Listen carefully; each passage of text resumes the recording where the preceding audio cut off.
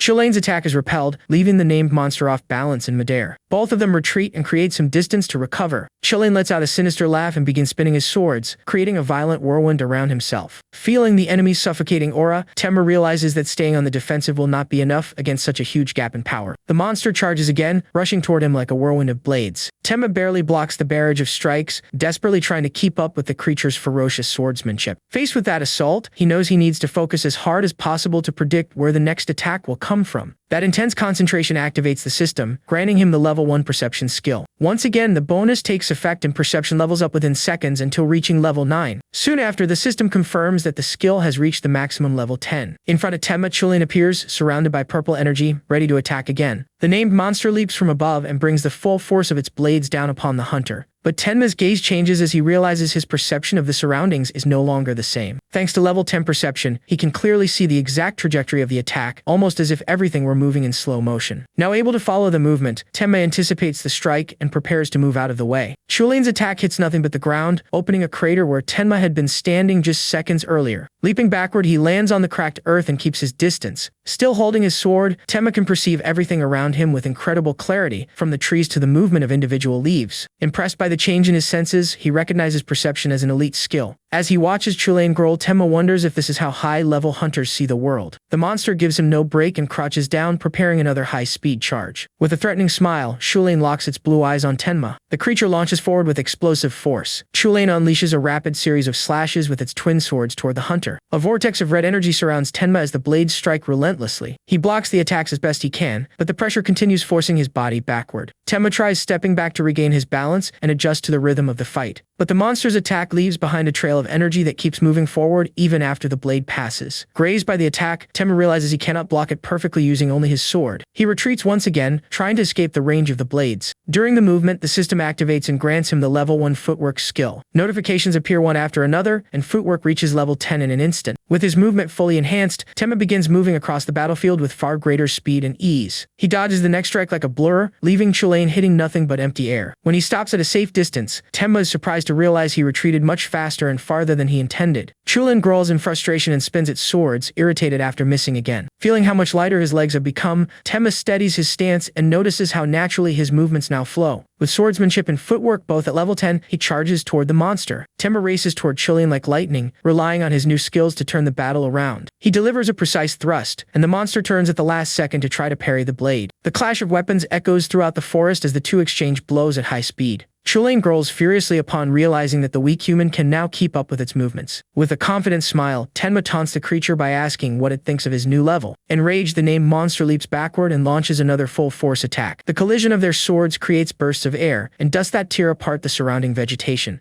The two engage in an extremely high-speed duel, exchanging dozens of strikes per second in the middle of the forest. Chulane roars and puts all its strength into its swords, trying to crush Tenma once and for all. Shockwaves spread across the area as the battle reaches its most intense point. Outside the gate, Hunter Yuna Sherigan waits impatiently in front of the blue entrance to the F-rank gate. As a C-rank hunter, Yuna complains over the phone and asks what kind of idiot manages to get trapped inside such a weak gate. Realizing the time limit has expired, she sighs, annoyed that she now has to follow the Hunter Association's manual. Yuna ends the call and activates the association's holographic panel in the palm of her hand. Checking the mission data, she sees that the association sent a rescue request for a fairly ordinary rookie guild. Having absolutely no desire to work, Yuna raises her hand while assuming the group is probably just wasting time inside. She activates level 2 spatial teleportation and enters the gate's dimension directly. As soon as she crosses over, Yuna finds a gruesome scene filled with sliced-up goblin corpses and destroyed trees. Shocked by the carnage, she covers her face, disgusted by the mess right near the entrance. As she advances through the devastated forest, Yuna begins calling out for members of the Night Raven Guild. Deeper inside the woods, she freezes when she discovers an enormous crater in the ground. The hunter becomes alarmed because a battle of that scale should never happen inside a simple F-ranked gate. Peeking through the trees, Yuna spots an injured young man fighting a monster in the middle of the battlefield. Through the dust, CD Chulane appears wielding its bloodstained blade, injured but still radiating an enormous threat.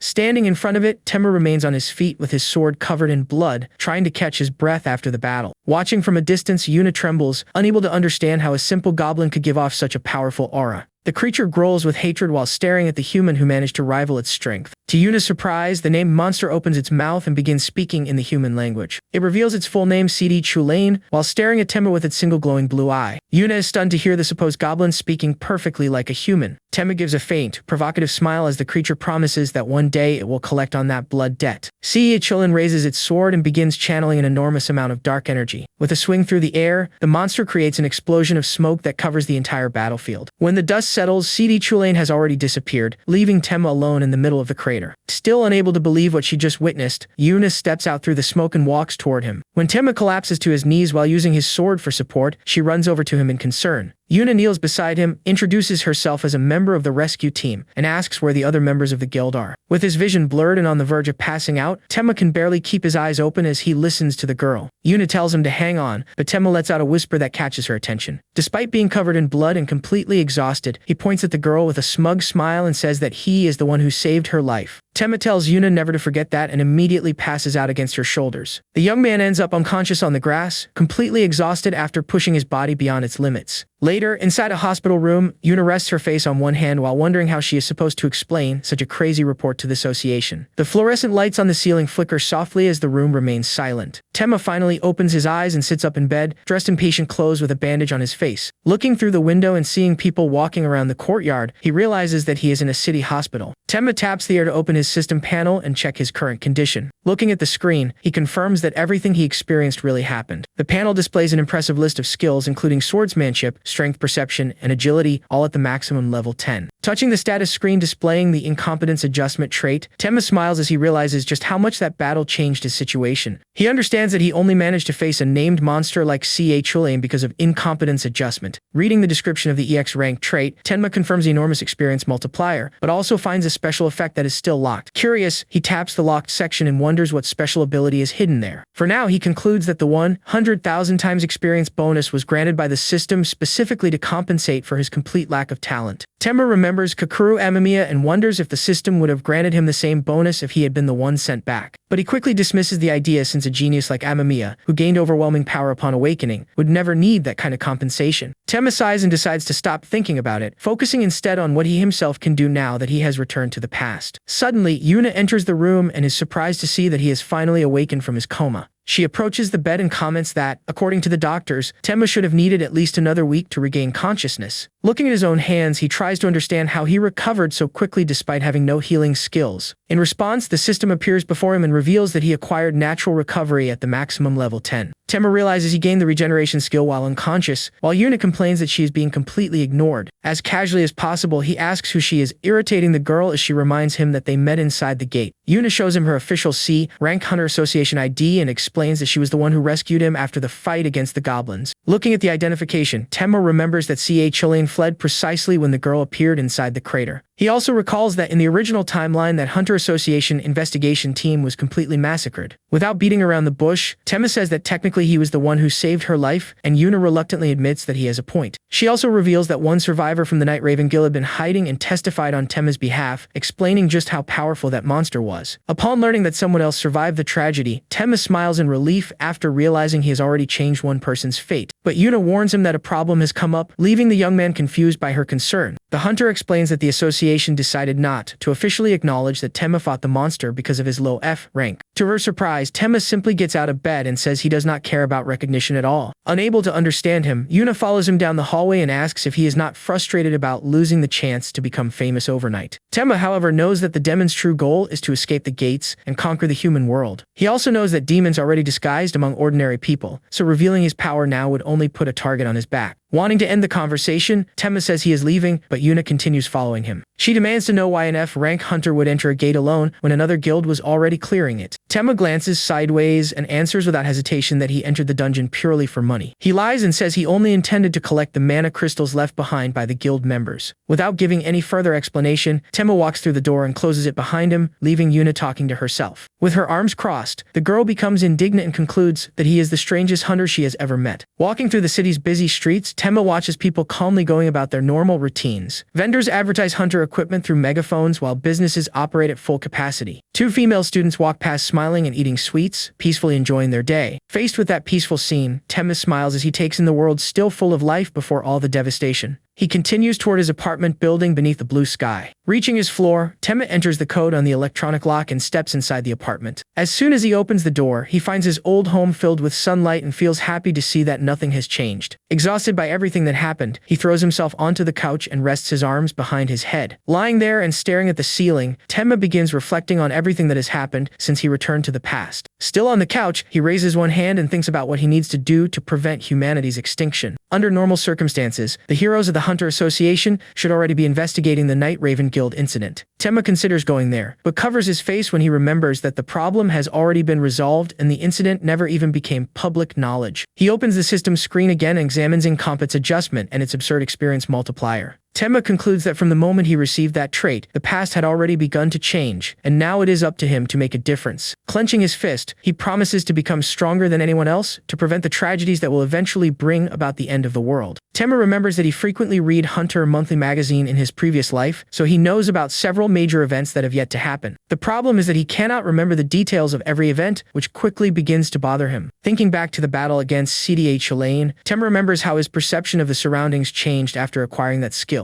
He sits up on the couch and concludes that he needs to find some way to improve his memory as well. To put his brain to the test, Temma gets an extremely complex academic book called Advanced Quantum Mechanics for Professionals. Sitting inside a public library, he opens the book believing that forcing his mind to work harder might be enough to acquire a cognitive skill. Temma stares at the mathematical formulas and quantum theories, trying to understand anything at all. A few minutes later, he collapses face first onto the table, completely exhausted, admitting that he understood absolutely nothing. Frustrated, he closes the book and gives up on the crazy idea, convinced that he only wasted his time. But at that exact moment, a system window appears informing him that high-level intellectual activity has been detected. Notifications appear one after another as the intelligence skill shoots from level 1 all the way to the maximum level 10. Seeing that intelligence reached its peak, Temma struggles to hold back his laughter and celebrates that his crazy idea actually worked. Curious about his new attributes, he taps the holographic screen to check the bonuses he received. The description shows increases to mana, magical power, and proficiency, although Tenma notices that the physical change is not as noticeable as it was with perception. Closing his eyes, Tenma gets an idea combine intelligence and perception to try to recover his old memories. He settles into his chair at the library and enters a deep state of concentration to access his own mind. The system confirms access to his subconscious and activates level 10 perception and level 10 intelligence at the same time. Fully focused, Tenma mentally commands himself to search through every memory from his previous life. Scenes from that life begin playing through his mind like a movie, bringing back memories of the war, the demons, and his companions. In the process, he acquires Memory Search, which quickly reaches level 10 and allows him to recover even deeply buried memories. When it is over, Tenma calmly opens his eyes in the middle of the silent library. A smile appears on his face. He managed to recover exactly the information he was looking for. Among those memories is the exact location of Bomchon Cafe, an important place for his next steps. Tenma picks up his phone and unlocks the screen, which shows 2:47 in the afternoon. Now standing at the counter, he sighs in relief after managing to remember even the password to his own bank account. But that relief does not last long. His balance is only 2,782 yen, confirming that he is still just as broke as before. The employee hands him his iced coffee, and Tenma takes the cup with a word of thanks. He takes a long sip through the straw and enjoys the drink. Sitting on the cafe terrace beneath the clear sky, Tenma sighs contentedly and feels like he is finally truly alive again. Watching the people on the street, he decides to hunt down the demons hiding in the city before they have time to grow stronger. His first target will be the Growth Demon, the first of those creatures to openly reveal itself to humanity in the previous timeline. At that moment, the phone on the table begins vibrating with a call from Hiroki Gondo. Tenma stares at the name on the screen for a few seconds, trying to remember who the guy is. As soon as he answers, a voice shouts from the other end calling Tenma, fill in, and telling him the team is collecting mana stones. The man orders Tenma to get to Seikyo Shichioji immediately while Tenma activates Memory Search. His memories return, and Tenma recognizes Hiroki as the head of a temp agency where he used to work filling vacancies for beginner guilds. When his boss demands that he hurry up, Tenma coldly replies that he cannot go. Hiroki gets irritated, but Tenma casually explains that he does not even have enough money to pay for a taxi. He hangs up and calmly remains seated on the terrace because he already knows what is about to happen. Shortly afterward, a yellow taxi sent by his boss pulls up in front of the cafe. Tenma gets into the vehicle with a satisfied smile after securing a free ride and opens his system panel. He checks his skill list, with nearly everything at level 10, and approves of his condition before the next mission. The taxi heads toward the mountainous region where the guild's gate is located. When he arrives, Tenma crosses a wooden bridge and finds the team gathered in front of the entrance.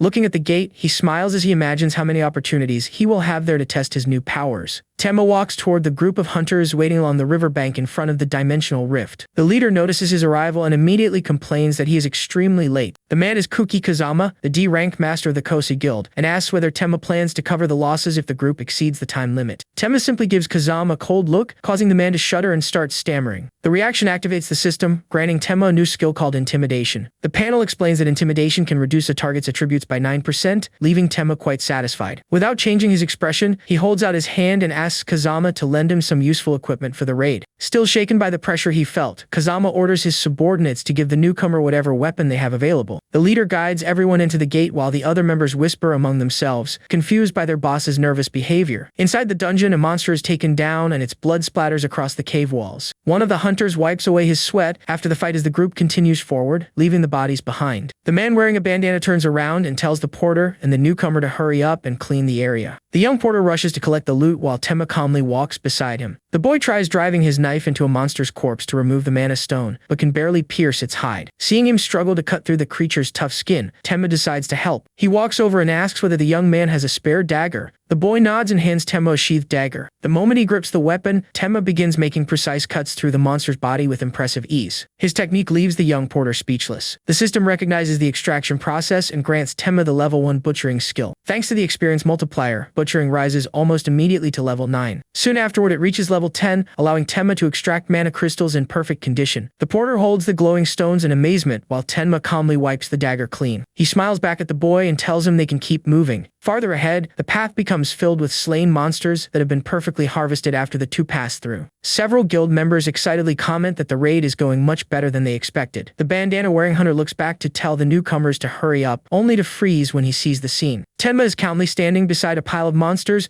that have already been harvested while the porter collects the materials nonstop. The system confirms the acquisition of perfectly preserved wolf hide with F-Tulsa rank quality. Immediately afterward, it also confirms high-quality wolf fangs with a Pizwas grade. Impressed by such incredible efficiency, efficiency, the other hunters continue forward while still trying to understand what they just witnessed. Walking through the cave, the young porter begins wondering whether their previous raids took so long because he himself had been too slow. Impressed, he asks Tenma how he manages to extract materials so quickly and precisely. Before the conversation can continue, an armed goblin appears in the corridor and blocks their path. The creature grows while gripping a curved blade, ready to attack. The porter recognizes a tattoo on the monster's shoulder and realizes it is the squad leader that escaped earlier. Tenma remains calm and reaches for the hilt of his sword. A smile appears on his face. This is exactly the kind of situation he was hoping to find. The boy panics and shouts for Tenma to be careful. He still remembers that Tenma is only a talentless F rank, someone who should not even be able to defeat a goblin alone. The goblin leader gives the two humans a mocking grin. It then raises one hand and signals the rest of its group. Heavy footsteps begin echoing from the darker parts of the cave. 4 more goblins appear, forming a group of 5 armed creatures. The porter drops to his knees in despair and shouts that one rank against 5 goblins is certain death. The creatures charge toward Tenma together. That is when his eyes glow red and intimidation activates. A dark pressure spreads through the corridor and hits all 5 goblins at once. The system announces that intimidation has risen to level 4, and the monsters begin dropping their weapons in fear. At level 5, one of them simply falls backward, unable to withstand the pressure. The skill advances to levels 6 and 7, leaving the rest of the group completely paralyzed. Now all 5 goblins are cowering on the ground, unable to react. Even the leader trembles from head to toe, unable to understand where that pressure is coming from. Tenma observes the result with a satisfied smile. Intimidation works even better than he expected. Only then does he sense something strange behind him and turns around. The young porter could not withstand the pressure either, and is unconscious on the ground. At least that solves one problem. With no conscious witnesses around, Tenma can fight without holding back. He activates level 10 agility and launches forward at a speed far beyond normal. In the blink of an eye, a barrage of strikes slices through the air from every direction. Instead of immediately finishing off the leader, Tenma deliberately exchanges several blows with it to use the monster as a test. Sparks fly between their blades as he experiments with the limits of his own skills. Before long, the goblin leader is bloodied, exhausted, and kneeling in front of him. Tenma looks at his sword with some disappointment. It seems gaining more advanced skills requires something beyond simply repeating the basics. Looking at his reflection in the blood-stained blade, he realizes that incompetence adjustment makes it easier for him to grow, but it does not erase his natural lack of talent. Tenma clicks his tongue, annoyed by the limitation, and decides to end the fight. A single precise strike cuts off the goblin leader's head. The monster collapses to the ground, and Tenma calmly puts away his sword. Immediately, the system informs him that the effect of incompetence adjustment has been activated by his victory. Dozens of level-up notifications appear around him as all the experience he received is multiplied by 100,000. Not fully understanding what happened, Tenma sees a new message informing him that he has reached level 20. He finds it strange that he leveled up so much without even defeating Cedia Chilane, but quickly notices that his level is now locked. The system explains that upon reaching this limit, a hunter must complete an awakening quest to continue progressing. These quests appear every 20 levels, and until promotion to the next rank occurs, further gains are accumulated as points instead of experience. Those points can be used to purchase valuable items directly from the system shop. Tenma tries touching the screen but receives a small shock and lets out an annoyed grunt. Curious about when his awakening quest will appear, he decides to leave the shop for later.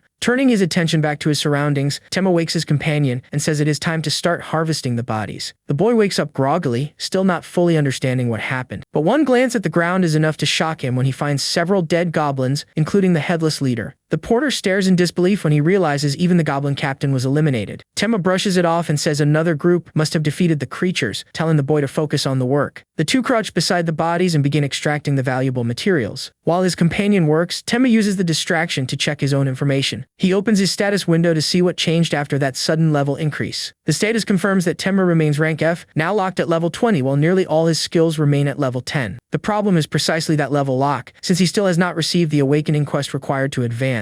Tenma knows he cannot simply stand around waiting, especially when he needs to keep training to face the demons. At that moment, a red message appears warning that he has reached the maximum level allowed for rank F. The warning adds that the difficulty of his awakening quest will be drastically increased, but a special reward will be offered in exchange. Tenma stares at the warning in surprise, trying to understand what that change actually means. As he reads the new conditions imposed by the system, his eyes widen. An awkward smile appears on his face when he realizes the situation has become far more complicated. And the more he reads, the more impressed he becomes by the consequences of the change. The opportunity being offered by the system is so unusual that Tenma can barely hide his surprise. Meanwhile, his companion looks back and cannot understand why Tenma is staring into empty space with that expression. To make matters worse, seeing Tenma smiling while surrounded by goblin corpses makes the boy start thinking he is working with a complete maniac. In reality, the special quest will allow his trait to evolve into Limit Break while retaining the 100,000 times experience multiplier. Analyzing the details, Tenma realizes this evolution is completely different from an ordinary awakening quest. In addition to removing skill limits and multiplying his attributes with each level, the system will also unlock a new version of the shop. If he manages to advance to rank D, the increase in power will be enormous. There is only one problem: the quest requires him to subjugate a demon, and Tenma knows one of them will appear in 3 days. It is none other than the Growth Demon, the creature that would eventually become a Legion commander and help decimate humanity. Before he can put together a plan, a small blue window appears beside the quest. His companion calls out that it is time to leave, and Tenma replies that he is coming. The system informs him that due to the effect of incompetence adjustment, he has received a special box containing a rare weapon to help with the mission. Surprised to receive a weapon of this level so early, Tenma taps the notification to open the reward. A glow surrounds his hands as the item materializes. A gleaming sword appears before him, radiating a powerful magical presence. The system confirms the acquisition of Soul Devourer, a rare sword that could prove extremely useful from now on. Outside the dungeon, the gate continues glowing in the forest as the group finishes the raid. The young hunters say goodbye to the leader, thank him for the work, and begin heading home. The 2 young men walk across the bridge, relieved that they completed the mission safely. Watching them, Tenma smiles faintly as he remembers that little Kaguya should only be around 6 years old at this point. He pulls out his phone to check his account and finds a deposit of 50,000 yen. Tenma finds the amount strange since his agreement with the agency was only 35,000 for the day. Kazama explains that he added a bonus for the excellent work Tenma did harvesting the monsters. After saying goodbye, the pair continues across the bridge and leaves Tenma alone. He thinks about how he once saw that world as completely miserable, but realizes that simply being useful already changes how people treat him. His thoughts are interrupted by his stomach growling, reminding him that he has not eaten in hours. Now that he finally has some money, Tenma thinks about getting something to eat, but his phone vibrates again. The screen shows a deduction of 4,500 yen for the taxi fare charged by Hiroki. Tenma becomes furious when he realizes the guy actually deducted the taxi fare from his payment. Early that evening, he stops by a large supermarket to do some shopping. In the produce section, Tenma picks up a fresh head of broccoli and takes a deep breath of its scent. To anyone else it would be completely ordinary, but in the ruined future, finding fresh vegetables like this was practically a luxury. While enjoying the moment, he notices someone approaching from behind. It is Yuna Shirogane, the association hunter who found Tenma after his fight against Sia Cholain. As soon as she recognizes him, she suspiciously asks whether he is following her and also wants to know why he was smelling broccoli. Tenma calmly replies that he simply wanted to smell fresh food, leaving Yuna even more confused. Looking more closely at her face, he feels that her appearance is familiar. To make sure, he activates level 10 memory search and looks through the memories of his previous life. Yuna's face immediately connects to an old image in his mind. Tenma bluntly asks whether she has an older sister named Yuki Shirogane. Yuna looks surprised and asks how he knows her sister. In his previous life, Yuki Shirogane became known as the Infinite Archer, one of humanity's final 11 survivors. She also carried the title of Goblin Hunter, and in that timeline her younger sister had been killed by monsters. Tenma realizes that by saving Yuna during the guild incident, he may also have prevented the event that would turn Yuki into such a relentless hunter. When Yuna asks how he knows her sister, Tenma shamelessly replies that it is because Yuki is very beautiful. He even adds that Yuna looks quite a bit like her, leaving the girl completely flustered. In reality, Tenma has another reason for his interest. He remembers Yuna's teleportation skill and plans to use it against the Growth Demon. Without wasting time, he holds out his phone and asks for her number. Yuna blushes and says she does not mind, but comments that there may be a proper order for this sort of thing. Tenma crushes any expectations by explaining that he only wants her contact information so he can collect the debt she owes him for saving her life. Irritated that she completely misunderstood him, Yuna snatches the phone from his hand. She types in her number while huffing angrily, while Tenma has no idea why she is so upset. He takes his phone back and realizes he somehow managed to make her genuinely angry. Yuna storms off while grumbling under her breath, indignant at his behavior. The next day, Tenma arrives at the designated location near a bus stop to begin the next stage of his plan. Before that, he analyzes his new sword and confirms that it has 3 times the attack power of his previous weapon. The panel reveals that Soul Devourer is a super rare rank weapon with 30 attack power and a soul absorption effect. Even so, Tenma knows a good sword alone will not be enough against the Growth Demon. He needs a much stronger offensive technique, and his reasoning is simple as someone who wants to learn cooking finds a chef. If he wants to learn real swordsmanship, he needs to find a master. That is how Tenma arrives at Kirishima Dojo, searching for the best swordsman he knows. At the entrance, he knocks on the door and politely asks if anyone is there. When nobody answers and he notices the door is unlocked, Tenma opens it slightly and looks inside. To defeat the demons, he needs a signature technique capable of dealing truly devastating damage. And the man living in that dojo would eventually become a legend, known for splitting mountains and tearing through the heavens with a single strike. Tenma walks deeper inside, searching for the hunter who would one day become one of humanity's greatest symbols of hope. That man is Teo Kirishima, the future sword saint and one of the most powerful warriors in history. But the current version of the legend appears complaining about having to receive visitors first thing in the morning. Tenma walks toward him with a firm posture and his sword secured at his waist. Even knowing what to expect, his heart races now that he is finally standing before that legendary figure. Only then does he look at the floor and find hundreds of autograph sheets scattered throughout the room. Teo yawns lazily, revealing his pointed fangs and showing absolutely none of the presence Tenma expected from a great master. Noticing the visitor, he casually asks whether Tenma came because he is a fan. With a smug smile, Teo immediately grabs a pen and asks where Tenma wants his autograph. Tenma clearly remembers the stories about this man's sword and the absurd feats he would eventually be capable of performing. A single slash from Teo would have enough power to tear through the heavens and split mountains apart. His skill with the sword was never in question. His personality, however, was another matter entirely. Teo bursts into laughter and celebrates as though he has just gained another devoted fan. In his excitement, he grabs Tenma and shouts that of course everyone loves him because he is going to save the world. Now sitting on the couch with a drink, Tenma realizes the man is somehow even more ridiculous than the rumors made him sound. He also remembers that in his previous life, the Sword Saint died under mysterious circumstances, most likely in an ambush by the demons. Returning to the conversation, Teo teasingly asks whether Tenma wants him to autograph his back. Ignoring the theatrics, Tenma asks the master to teach him swordsmanship.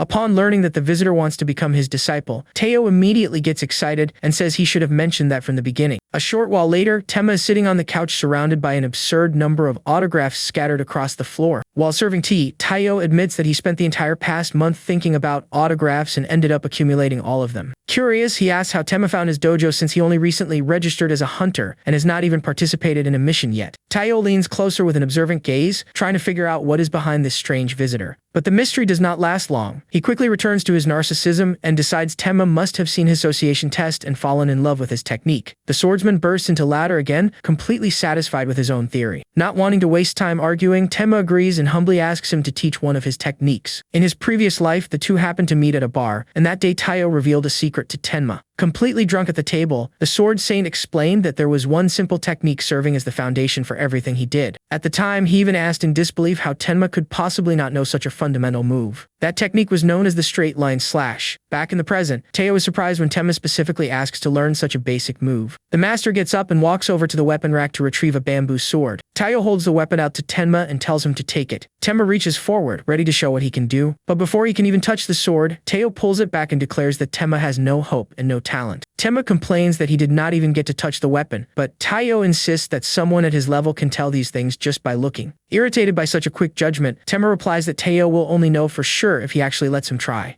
Teo sighs, clearly not putting much faith in that determination. Even so, he gives in and hands over the bamboo sword. The instant Tenma grips the weapon, level 10 swordsmanship activates and his entire presence changes. Teo notices the difference immediately as Tenma asks whether he still thinks he has no talent. Although his posture and breathing seem ordinary at first glance, the master realizes something completely changes the moment Tenma holds a sword. Not genuinely interested, Teo changes his attitude and tells the young man to follow him. The two head to an open training area at the top of the hill, filled with logs used as targets. Standing in front of one of the targets, Teo explains that he will demonstrate first. With his usual smug smile, he says he will show Tenma an incomplete level 9 technique as a special service for a fan. Teo raises the bamboo sword and focuses all his attention on the log in front of him. With an incredibly fast motion, he delivers a vertical strike against the target. The wooden sword cuts straight through the log and splits it perfectly into 2 pieces. Satisfied, Teo turns around and tells Tenma to try reproducing the move. Tenma takes his stance and raises the sword, ready to put the lesson into practice. But his first strike ends with the bamboo sword slamming into the wood and getting stuck. Teo crosses his arms. In his mind, this only confirms that the guy truly has no talent even for a straight slash. Tenma refuses to give up and keeps striking the log, trying to adjust the angle with every attempt. Watching him, Teo puts a hand to his head and imagines that at this rate, the young man will need 10 years just to master the basics. Tenma asks if he can explain the technique another way, while Teo thinks the only reason he is still helping is because he believes Tenma is his fan. The master finally gives him some guidance when raising the sword. Tenma should imagine the blade connected to the heavens. At the moment of the strike, he must imagine heaven and earth connected by a single straight line. Tenma listens carefully to every word and finally feels like he understands what the master means. He raises the sword again and focuses all his attention on another attempt. Teo is already turning his back, convinced the situation is hopeless and suggesting they stop training for the day. But before he can leave, he hears the sound of something cutting through the wind behind him in a completely different way. A blade of blue energy tears through the air at high speed. Teo looks over his shoulder and freezes at what he sees. Tenma's sword movements become increasingly precise and clean. The Sword Saint's eyes widen. This simply should not be happening so quickly. With a sharp sound, the bamboo sword passes through the wood as though it offers almost no resistance. The massive log is split in half with incredible precision. Tenma calmly finishes the movement as the 2 halves fall to the ground. He asks if that was the correct feeling, and Teo begins applauding while taking taking back what he said about Tenma having no talent. Still trying to preserve some pride, the master warns that the true straight line slash goes much deeper than that. He then points toward 4 logs lined up together and says the real challenge would be cutting all of them at once. Tayo claims that something like that is impossible for any beginner, but challenges Tenma to try anyway. The master watches as he takes position, still doubting that Tenma can actually pull it off. Tenma calmly walks toward the row and stops in front of the 4 targets. With a calm gaze, he raises the bamboo sword toward the sky and focuses all his attention. Just seeing that stance sends a chill through Tayo as he begins to suspect something is wrong. Tenma brings the blade down at superhuman speed, concentrating all his strength into a single motion. A shockwave slices through the air and passes through all 4 logs at once. The strike is powerful enough to carve a deep trench in the ground and scatter dust across the hill. Tayo loses his balance and falls onto the ground, completely speechless at what he just witnessed. Unable to understand how Tenma managed to do that, the master simply stares at him while the young man responds with an awkward smile. Later, the sun begins setting between the city's buildings. Yuna uses her teleportation skill and appears directly at the entrance of her home while carrying groceries. She announces that she is home, but her older sister immediately appears and scolds her for using teleportation unnecessarily. It is Yuki Shirogane, an SS rank hunter from the Silver Wings Guild, who warns her sister about the risks of wasting her skill. Yuna tries changing the subject, but Yuki quickly notices that her face is completely red. Embarrassed, the girl insists that nothing happened, making her sister even more suspicious. Yuna takes off her glasses and places them on the table, trying to gather enough courage to steer the conversation elsewhere. After some hesitation, she asks whether Yuki knows anyone named Tematsukishiro. She presses the question, wanting to know if that name means anything to her older sister. Yuki thinks for a moment and replies that she has never heard of him.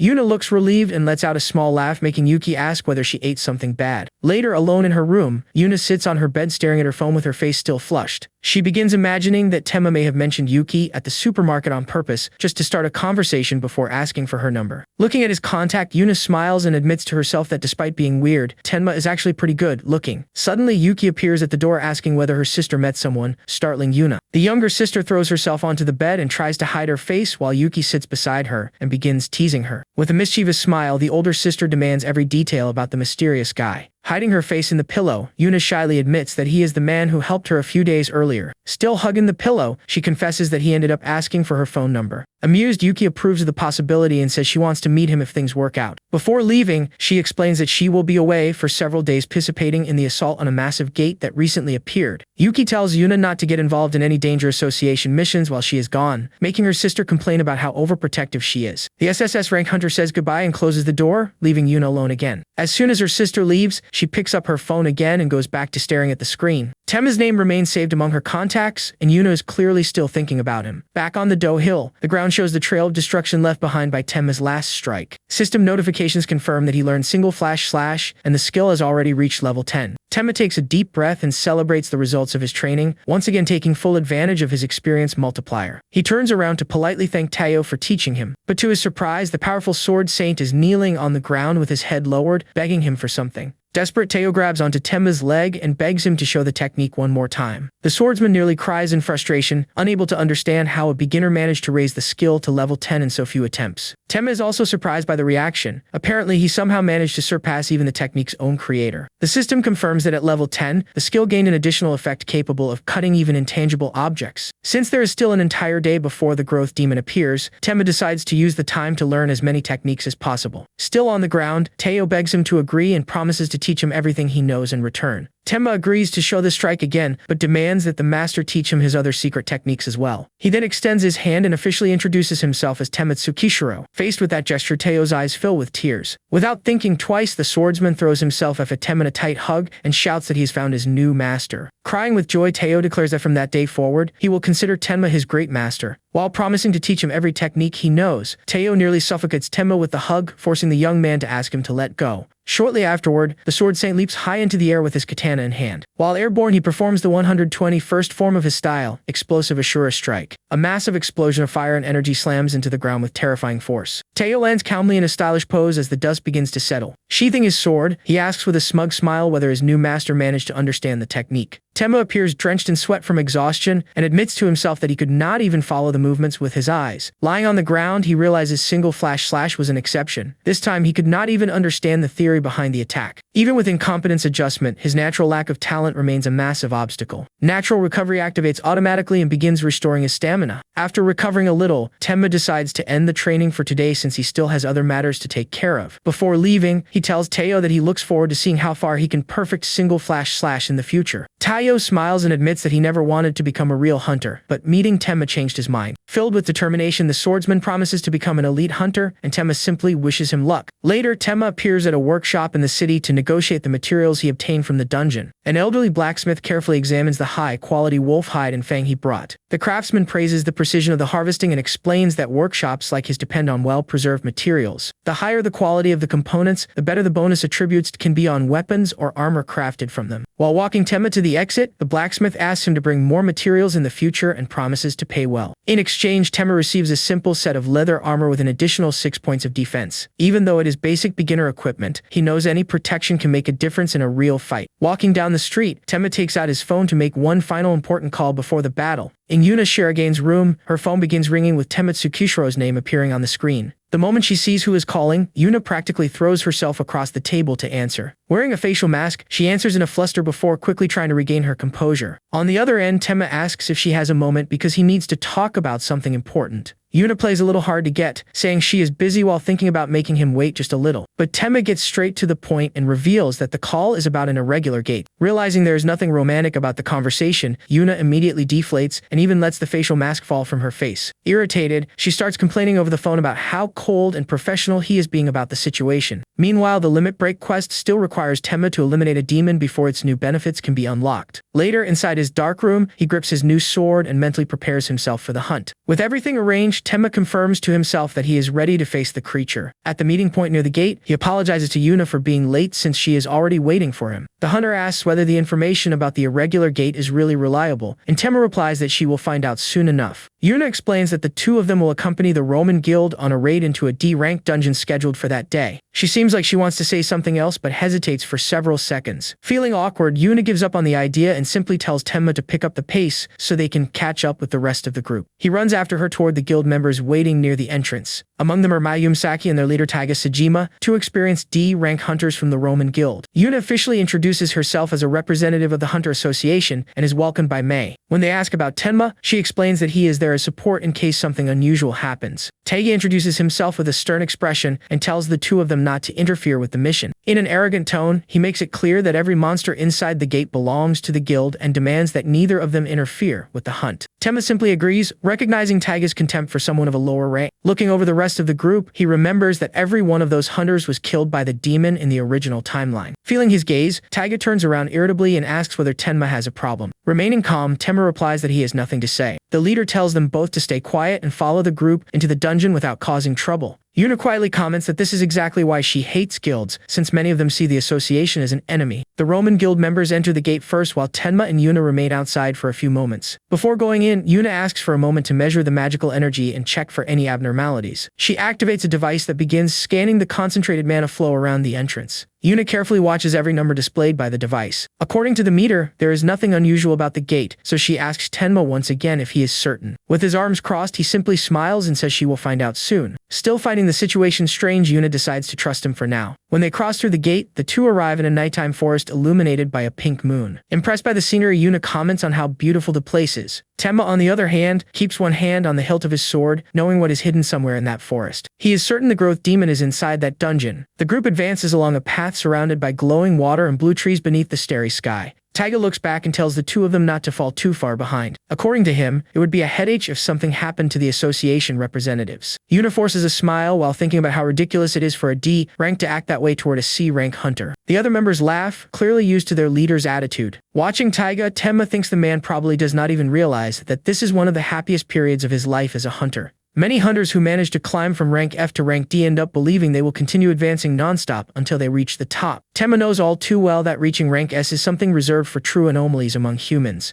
Along the way, he notices movement ahead and warns that magical beasts are approaching. 3 large silver wolves emerge from the darkness and charge toward the group. Taiga immediately draws his sword and identifies the monsters as silver wolves. He orders everyone to take their combat positions. The team's mage raises her staff and casts a defensive skill. A golden barrier forms around the members of the Roman Guild. Immediately afterward, she prepares magic arrow and takes aim at the charging creatures. The wolves slam into the shield and begin clawing at the barrier. The mage responds by firing a barrage of bluish magical projectiles. The shots hit the beasts in the face and explode along the front line. Injured, the wolves whimper and are thrown backward. Taking advantage of the opening, Taiga charges forward to finish the monsters. The frontline warriors drive their swords into the creatures and kill the wolves. Watching everything from a distance, Tenma concludes that the group really would be able to clear the dungeon without difficulty if this were a normal gate. But a strange growl echoes through the forest and makes the hunters stop. A black aura surrounds two enormous wolves, altering and strengthening their bodies. The creatures emerge looking far more monstrous, now covered in dark energy. Taiga begins sweating when he realizes the situation has completely changed. He orders everyone to retreat behind the barrier as the strengthened wolves advance. The leader stares in disbelief when he notices the monsters are still standing even after direct strikes to their vital points. Taiga tries to hold one of the creatures back with brute force, but struggles under the overwhelming pressure of its attack. The mage fires more spells at the wolf in an attempt to help him. The projectiles strike the creature's hide but barely cause any damage. The young woman panics when she realizes her magic has stopped working. With a single bite, the wolf shatters the barrier as if it were made of glass. The beast roars as the group's only defense disappears. Taiga is thrown away by the force of the impact. Another guild member is struck by a paw and slammed into the ground. The mage falls back in fear and begins calling for help. Desperate, Taiga shouts for everyone to hold their positions and keep fighting. Tenma watches the scene and confirms what he already knew: the demon's aura is causing the dungeon monsters to evolve. This is exactly the kind of power that makes demons so dangerous. One of the enormous wolves charges forward, surrounded by dark energy, to attack the rest of the group. Concerned, Yuna says they should help since those creatures are far stronger than anything expected inside a D-rank gate. Tenma activates level 10 perception and replies that right now, they are still in no position to help anyone. A sphere of energy expands around the two as Tenma prepares to fight. One of the mutated wolves notices their presence and immediately changes direction. Soon, several of the strengthened beasts begin charging toward Tenma. One leaps with its jaws open and claws extended, trying to take him down with a single pounce. Remaining calm, Tenma draws Soul Devourer, which begins glowing in his hands. The moment he enters battle, the system reminds him that his level is locked, and he will now receive points instead of experience. Tenma smiles when he realizes the beast is even faster than he expected while adapting to his new rare weapon. The monster charges again, and he keeps the energized sword ready to respond. Tenma rushes forward, preparing a strike capable of cutting through the creature. Before he can finish the attack, flaming energy chains tear through the air. They wrap around the wolf's entire body and completely immobilize it.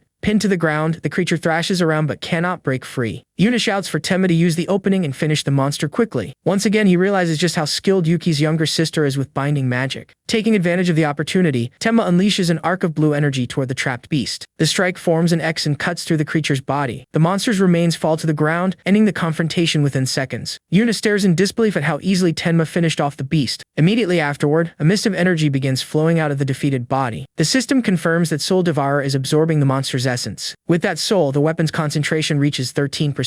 Yuna looks to the side and warns that the rest of the group is still struggling. Farther ahead, the other hunters are completely cornered by the strengthened wolves. One of them shouts for Tenma and Yuna to come help immediately. Tenma does not move and reminds him that Taiga made it very clear that no one was allowed to touch the guild's pre. The hunter becomes furious hearing that during such a critical situation, but the distraction cost him and a paw strike sends him flying away. Faced with the chaos, Yuna asks if they are really going to stand there without intervening while Tenma evaluates the situation. After the battle finally ends, the guild members lie exhausted on the ground, and Taiga proposes taking a short break. One of the members angrily asks whether he seriously intends to continue the mission like this. The mage agrees, saying the group is no longer physically capable of moving forward. Taiga becomes irritated by the complaints and reminds them that this is supposed to be nothing more than a D-rank gate. He insists that if they fail the request, they will not have enough money to replace their equipment or pay off their debts. Tenma knows this repetitive routine causes many hunters to forget that gates and monsters are still deadly threats from another world. That is when Yuna intervenes and warns that this is probably an irregular gate with monsters far stronger than they should be. She recommends retreating and calling for association reinforcements, but Taiga demands proof. Arrogantly, the leader insists that his guild is in charge of the mission and tells Yuna to stop interfering. He tries to end the discussion but notices that the mage beside him has gone completely pale. Trembling from head to toe, the young woman can barely call out the leader's name. Terrified, she hides behind him and points toward the darkness. Everyone turns and sees two enormous red eyes emerging from the shadows. A colossal paw covered in dark energy slams onto the ground and makes the entire area shake. Emerging from the shadows is a gigantic mutated wolf boss, far larger than any creature they have faced so far. Its roar echoes throughout the entire dungeon. The shockwave is powerful enough to send several hunters flying through the air. Lying on the ground, Taiga stares at the creature, unable to believe the scale of the threat. Tenma immediately takes a fighting stance and carefully analyzes the massive wolf. He recognizes that creature as the true boss of the gate. Tenma stands firmly between the monster and the rest of the group. The wolf boss lets out another roar, and a system message appears warning about the attack's effect. The sound applies a panic debuff that reduces judgment and mobility, causing the hunters to suffer under the mental pressure.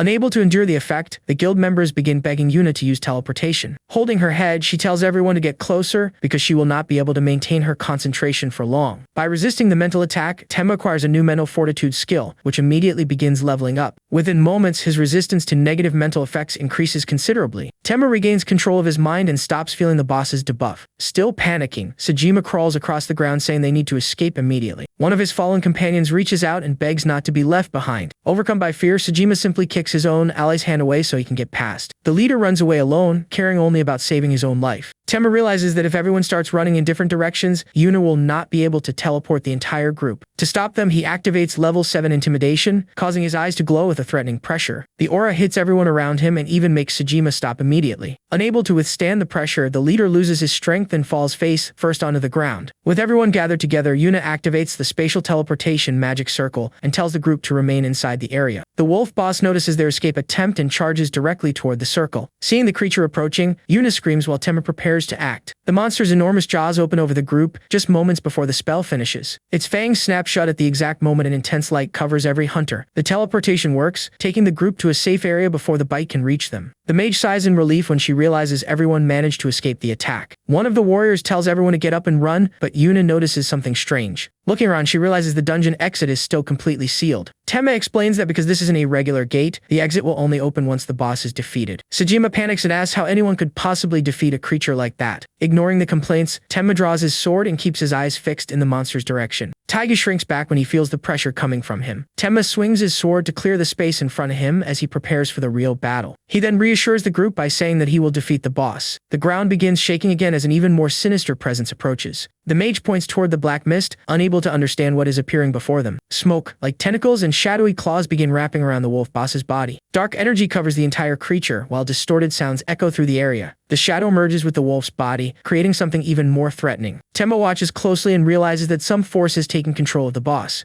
As he watches the transformation, he understands that he has finally found his true target. The entity reveals its presence as the growth demon, radiating an enormous amount of energy. Yuna points at the creature and asks if Tenma seriously intends to fight that thing. Completely calm, he replies that just the two of them will handle the monster. The other hunters protest, saying that fighting something like that as a pair would be suicide. Temma ignores their comments and calls out to Sejima. He asks to borrow the leader's metal set armor, a rare piece of equipment that is highly effective against beast-type monsters. As they watch the creature atop the rocks, Yuna asks what that thing really is and what the plan is. Temma thinks for a few seconds and simply replies that he plans to solve it with brute force. Yuna looks at him in disbelief and comments that it sounds like a great plan for getting both of them killed. Adjusting the equipment, Temma explains that the boss's enhancement is connected to the gate remaining closed, so their objective is still to defeat it. Before they can advance, several smaller wolves appear to intercept them. Temma unleashes an arc of blue energy and wipes out the first pack at once. Another horde, however, runs directly toward Yuna. She reacts by casting a powerful bolt of lightning that strikes the creature's head on. The impact of the spell destroys the surrounding ground and finishes off the remaining beasts. Temma praises the attack, and Yuna proudly replies that she should be promoted to rank B soon. He finds it unfortunate that he does not receive experience from monsters defeated by her, but acknowledges that her help is greatly speeding up the clearing process. As the creature's souls are absorbed, the system informs him that Soul Devourer's concentration has reached 100%. With the charge complete, a special function of the sword is finally unlocked. Soul Release surrounds the blade with spiritual energy and increases its damage and range for 5 seconds. Temma smiles when he realizes the skill's potential, although he knows he will only have 5 seconds to make use of it. Yuna points toward the top of the cliff as she senses the boss's presence becoming increasingly dangerous.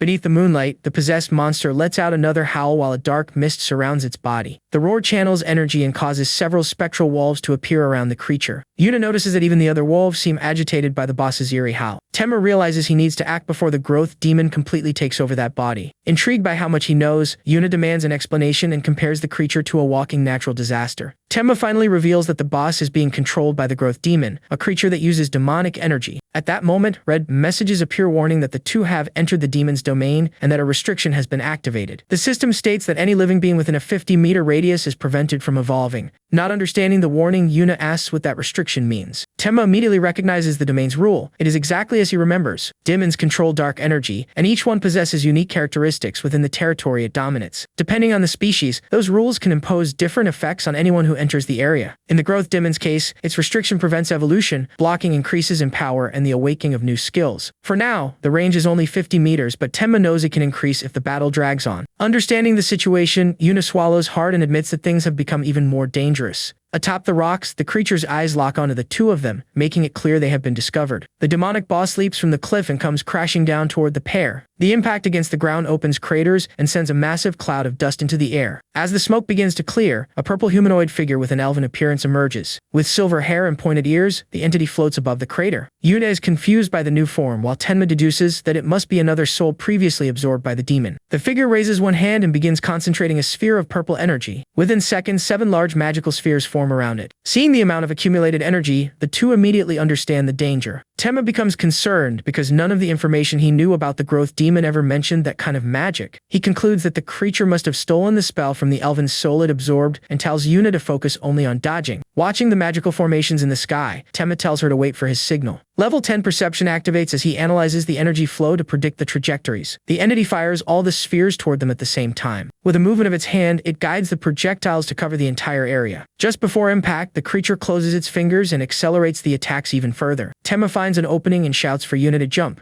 The purple explosions strike the ground in rapid succession, destroying everything around them. Following his warning, Yuna barely manages to escape the first attack. Tenma also moves through the gaps between the explosions, taking advantage of every available opening. The system confirms the activation of level 10 agility as he accelerates. Footwork also activates, giving him even greater mobility across the destroyed terrain. With level 10 Taijutsu, Tenma gains enough control over his body to launch himself into the air. Using the rocks as footholds, he shoots toward the floating entity. Even so, he is amazed that he had to combine 4 skills just to survive the bombardment. Tenma realizes he would already be dead without the borrowed armor, further proving the absurd level of the demons. Still breathing heavily, he keeps his eyes on the elven form and knows he must counterattack before another spell is cast. The entity floats without showing any signs of exhaustion and already begins gathering more energy. Refusing to let it finish, Tenma rapidly charges forward with his sword. The elven form appears surprised to see him approaching so quickly through the air. At the right moment, Tenma shouts Yuna's name to begin their combined attack. Responding to the signal, magical chains emerge from the ground and shoot into the air. They bind the entity's arms and legs, immobilizing it in midair. Struggling to maintain the magic, Yuna tells Tenma to take advantage of the opportunity. He launches himself even higher with his sword ready. Concentrating energy into the blade, Tenma prepares a technique from the Kirishima style. With precision, he unleashes straight, line slash against the immobilized body. A blue beam cuts through the entity and splits it apart, causing the surrounding energy to disperse. Tenma lands on the ground believing he managed to land a decisive blow. But before he can relax, a heavy growl comes from behind him. Turning around, he finds the massive wolf boss once again, reconstructed and even more threatening. Tenma lets out a tired sigh when he realizes the real battle is far from over. He understands that the demon instantly switched back to the wolf form to reduce the damage it received. By assuming that more durable body, the creature also managed to break free from the chains restraining it. Yuna sees the counterattack coming and shouts for Tenma to be careful. The wolf opens its mouth and begins concentrating a purple sphere of energy only a few meters away from him. Immediately afterward, it fires a barrage of magical projectiles. The attacks explode against the ground one after another, forcing Tenma to keep dodging. In the middle of the barrage, he realizes the demon is combining the wolf's physical strength with the magic of its elven form. One of the explosions detonates dangerously close and hits Tenma with the shockwave. He uses his sword and armor to withstand part of the impact. Even under pressure, he keeps a cool head and searches for an opening to turn the battle around. Elsewhere on the battlefield, Yuna gathers what remains of her mana so she can continue helping. Using the dust as cover, Tenma picks up speed and charges directly toward the wolf. He uses straight line slash again, striking the creature's chest with a blade of blue energy. The boss roars as the attack opens a deep wound and tears away part of the dark matter forming its body. The creature retreats and leaps onto the rocks, trying to prevent Tenma from continuing his attacks in quick succession. Tenma lands and clearly feels the strain each charged attack is placing on his body. To make matters worse, the severed parts of the demon are already beginning to move and regenerate. Giving him no time to rest, the creature unleashes another magical bombardment and forces Tenma to leap aside. A rain of dark energy once again destroys the surrounding terrain. Tenma understands that a battle of attrition only favors the demon. If he wants to win, he needs to find a solution quickly. Concerned, Tenma looks toward Yuna and realizes that she is also struggling under heavy attacks. The hunter fights to stay on her feet but admits that her mana is almost completely depleted. With time running out, Tenma decides to risk everything on one final attempt to end the battle. Looking at the black pieces of the demon bubbling across the ground, he notices an important detail about its regeneration. The parts severed by his attacks cannot return to the main body. In other words, the damage he causes is not being completely regenerated. Now knowing what he needs to do, Tenma charges forward while gathering strength for his next attack. He runs directly toward the giant monster, concentrating everything into one decisive strike. An upward slash hits the creature's chest and makes the boss roar in pain. Despite being wounded, the monster responds with a crushing swipe, but Tenma manages to get out of the way. After regaining his balance, he remembers that he still saved one ability for a situation exactly like this. Tenma activates Soul Devoure's Soul Release, covering the sword in spiritual energy and increasing its damage and range for 5 seconds. The problem is exactly that. He only has 5 seconds to make the skill count. Without wasting any time, Tenma calls Yuna over to carry out the plan. He runs directly toward the girl, who is startled when she realizes the monster is coming with him. In one quick motion, Tenma grabs Yuna and throws her over his shoulders, making her scream in surprise. While continuing to run, he asks whether she can teleport the two of them high above the creature's head. Yuna warns that she only has enough mana for one more cast, and Tenma replies that once will be enough. An explosion hits the ground right behind them, making it clear that they are almost out of time. Yuna brings her hands together to cast her final spell and curses Tenma for coming up with such a completely insane plan. He keeps his eyes above, ready to attack the moment the teleportation happens. A massive wave of dark energy erupts across the battlefield and shakes the entire area. The pressure is so intense that a purple rift begins tearing open through space itself. Tenma emerges directly from the distortion and enters free fall above the monster. Yuna appears right behind him, falling uncontrollably while screaming the entire way down. The system confirms the activation of Soul Release as blue flame surrounds Soul Devourer. With its damage and range increased, Tenma raises the sword to take advantage of the few seconds he has left. He concentrates all of his energy into the blade while aiming directly at the boss. Tenma unleashes an enhanced straight line slash, creating a massive blue beam that tears across the sky. The attack grows until it becomes a colossal slash sweeping across the entire battlefield. The energy explodes upon striking the target and destroys everything along its path. Shortly afterward, a system message appears confirming that the demon has been defeated. The smoke and remnants of dark energy slowly begin to disappear. Yuna ends up collapsed on the ground, struggling to catch her breath after surviving the battle. Looking at the exhausted Tenma beside her, she cannot help wondering one thing: who exactly is this man? After all, how could someone known as nothing more than an ordinary F rank hide that level of power? The system announces the completion of the quest and confirms Tenma's promotion to rank D, something he never managed to achieve in his previous life. Yuna manages to stand and tells him to do the same, but Tenma admits that he cannot take another step. She replies that staying there could end very badly. When the two look around, they discover an entire pack of red-eyed wolves surrounding the area. The creatures growl as they prepare to attack. With no energy left, Tenma asks Yuna to hold the monsters off for 5 minutes. Outraged by the request, she drinks an intermediate mana recovery potion. Surrounded by energy, Yuna warns him that he is paying for the most expensive meal she can find to make up for this. Still lying on the ground, Tenma smiles and replies that, now that he thinks about it, 1 minute should probably be enough. Immediately afterward, a massive wall of fire rises across the battlefield and consumes the pack. One of the Roman Guild survivors watches from a distance, amazed by Yuna's power. The sun begins to set as the system confirms the wolves' defeat and the complete clearing of the dungeon. One of the female hunters raises her arms, relieved that everyone finally made it out of that nightmare alive. Already recovering his strength, Tenma is impressed when he realizes Yuna managed to deal with around 50 wolves by herself. He tells her he can walk again and thanks her for the help. Nearby, Yuna returns what remains of the borrowed armor to its owner, now almost completely destroyed.